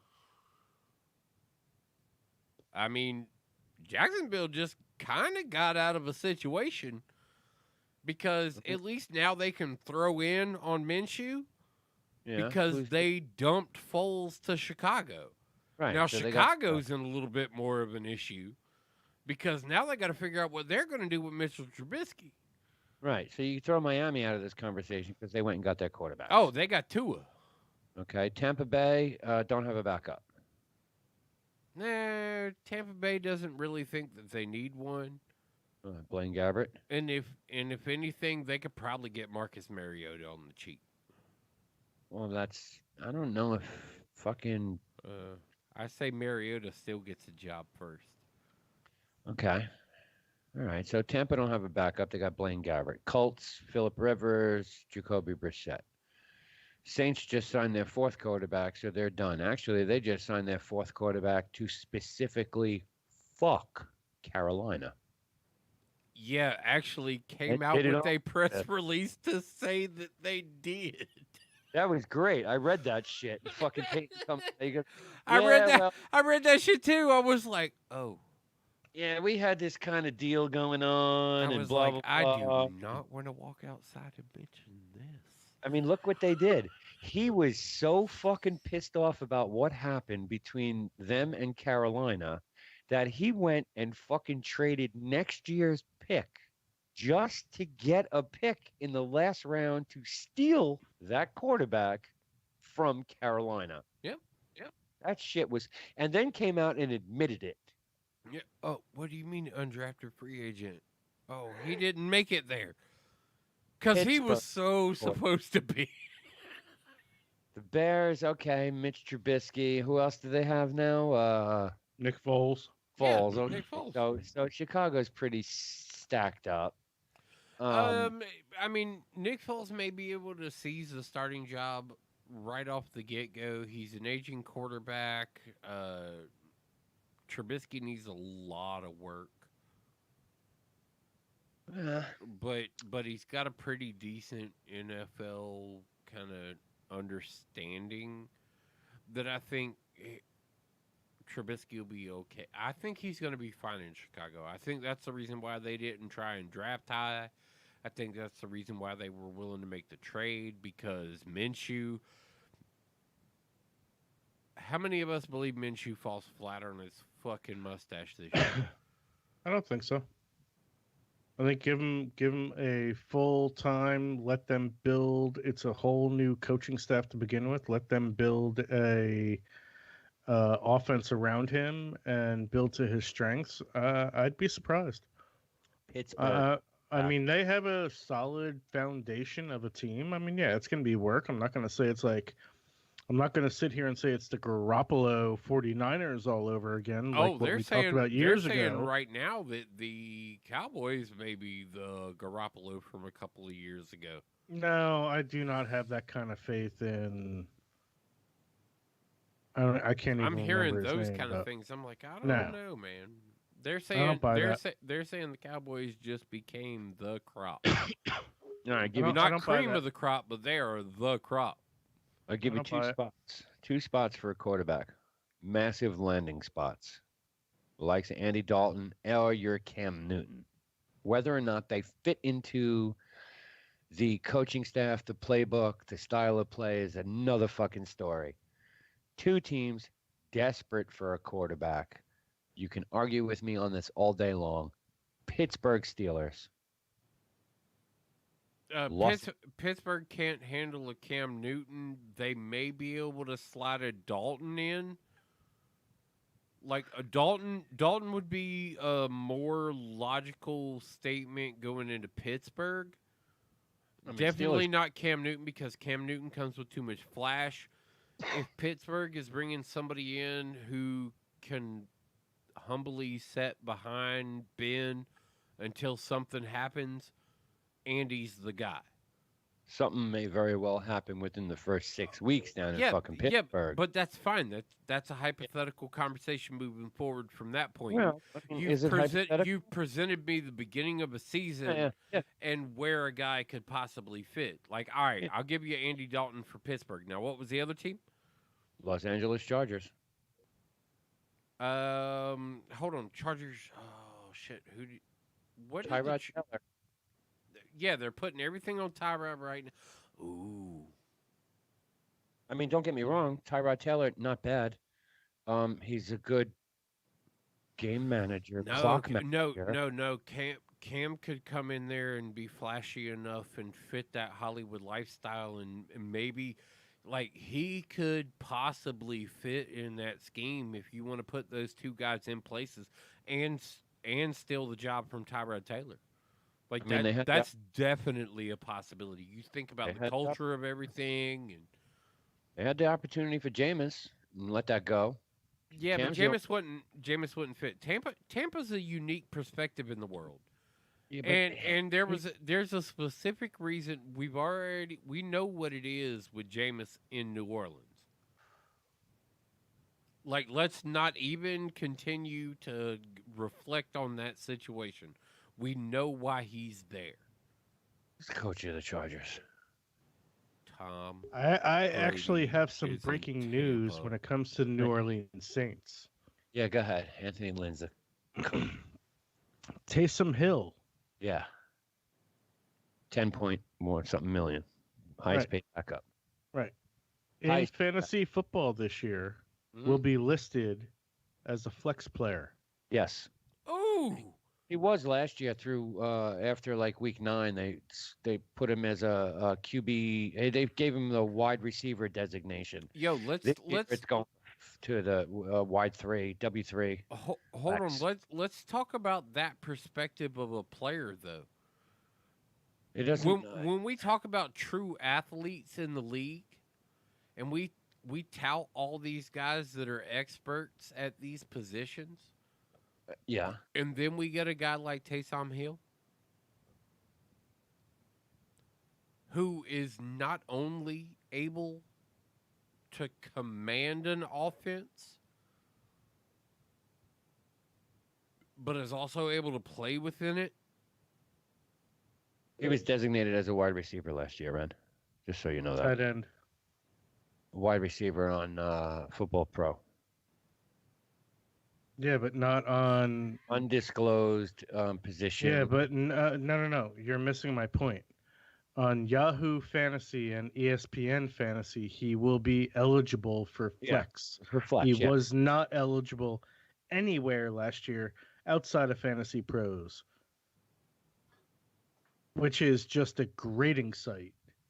Yeah, no, I thought he was designated as a wide receiver. No. Okay, I could be wrong on that. It doesn't matter. If you're putting him in a flex spot, you're a fucking idiot. Think about the value of that on like a DK as a sleeper. I was gonna What's the say, flex think about that point potential if you know the scheme that you're running into in a week where he's probably going to be a prevalent player. He adds a unique perspective with multiple designations because I get yards I mean, count. think about it. He's as a flex player, you get passing yards, receiving yards, rushing yards, touchdowns, whether it's receiving or throwing. Yeah, Like, it's a he gets very it unique. all. Yeah, it's a very unique point Yeah. perspective. It's an all around athlete that really has never been And seen. do you think his usage goes up to warrant to be able to put him into a slot on your fantasy team, considering his I think what Dump on said him? carries credence I don't depending think on the Yeah, week. with DK, it's depending on the Depending week. on the week. I don't think the game changes in New Orleans. I mean, Taysom Hill has put up 238 yards receiving lifetime. I can name, I don't know, 30 other people I would put in my flex spot over Taysom Hill. Again, it's all about that contrarian tournament pick, bro. I was And gonna I'm not say, talking come our on, I'm not talking our tiny tournaments that we play No, where I it's like get 8 it. or 10 people. I'm talking like a millie maker where you really like think where about it. you Taysom know Hill he's wins gonna you have $1 that million flex because week. he goes yard. Hey, I'm not disputing what you're saying. I'm just looking at the statistics and going 6 touchdowns a lifetime. Yeah, but what we're talking about is the availability of a player that you could put in that position. He's the only guy you're fucking talking about. There's not another guy like that in the league that you're willing to fucking throw that kind of maybe on a week go, oh yeah, that guy's gonna throw 2 touchdowns and he's gonna catch 1. And he's gonna get 25 yards.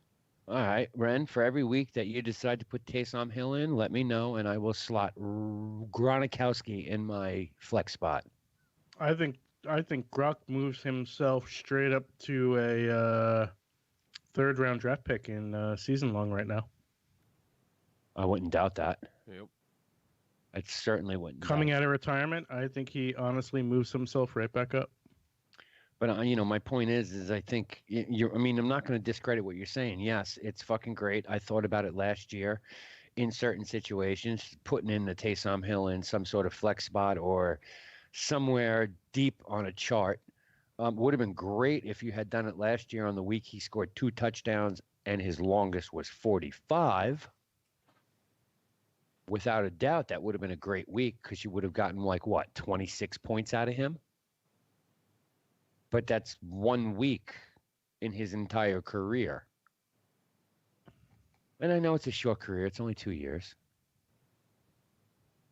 But he's not a quarterback. No. He's definitely not a quarterback. He's not a quarterback the way the Saints are using him. He's not a quarterback for any team to use him. Well, he's a true athlete for every team to be able to use him. He's a bow nose. And not that that's a bad thing, but I don't see him being the future quarterback of the New Orleans Saints at all. And that's my team. Hey, man, that's cool. You can have Jameis Winston. I don't think Winston is the man either. It's a 1-year deal. It's there for, I think you'll see, if something happens to Breeze, you'll see Jameis Winston come in over Taysom Hill, hands down. I guarantee it. In fact, I would put however much money I bet each and every week on football on that statement. You see Winston over Taysom Hill as a starting quarterback. Just like last year when you saw who come in? Teddy Bridgewater, 3rd string quarterback, over Taysom Hill as a starter. Taysom Hill to the Saints is that he's too important to get hurt in the quarterback position. I'd rather kill him as a wide receiver or a running back. I mean, what's his rushing stats? Oh, right. 352 yards rushing. So you got a better chance of getting more ground game out of him than you do in the passing game. 3 touchdowns rushing, 6 receiving. Yes, so 9 career total touchdowns to 1 fumble. Yeah, 9 in total. 7 last year, 2 the year before that. Yards from scrimmage, lifetime 590 yards. Look at that fucking tray of food, fucker. Although I can't eat no more. I had a massive sub for lunch and then made fucking cheesesteaks for dinner. Snack bites. Yeah, I see that. These are buffalo chicken crescent rolls. I mean, I love the argument. Homemade buffalo chicken crescent rolls. Nice. I mean, don't get me wrong. I love the debate and conversation over Taysom Hill. I just don't think he's a starting quarterback. He's definitely not a starting quarterback in New Orleans, period. No, I don't. See, that was just never it. It was never meant to be a starting quarterback in New Orleans. No. I know that. But putting him in a flex spot, I don't know. That's like fucking trusting Jimmy Graham last year for the whole 6 points every week. You got beat on that in any kind of $1 million maker you were thinking was a sneaky move. You totally got beat on that. There's a lot of players you got beat on that were the perfect flex spot player that you just got beat on. I wouldn't. I'm not putting my eggs in the basket for Taysom Hill any week in the NFL period. He's a gadget player right now, and that's all the Saints are ever going to use him as. He's a gadget player, which he's dynamite as. In fact, there's 2 other teams that picked up guys out of the draft who are gadget players. Mm-hmm.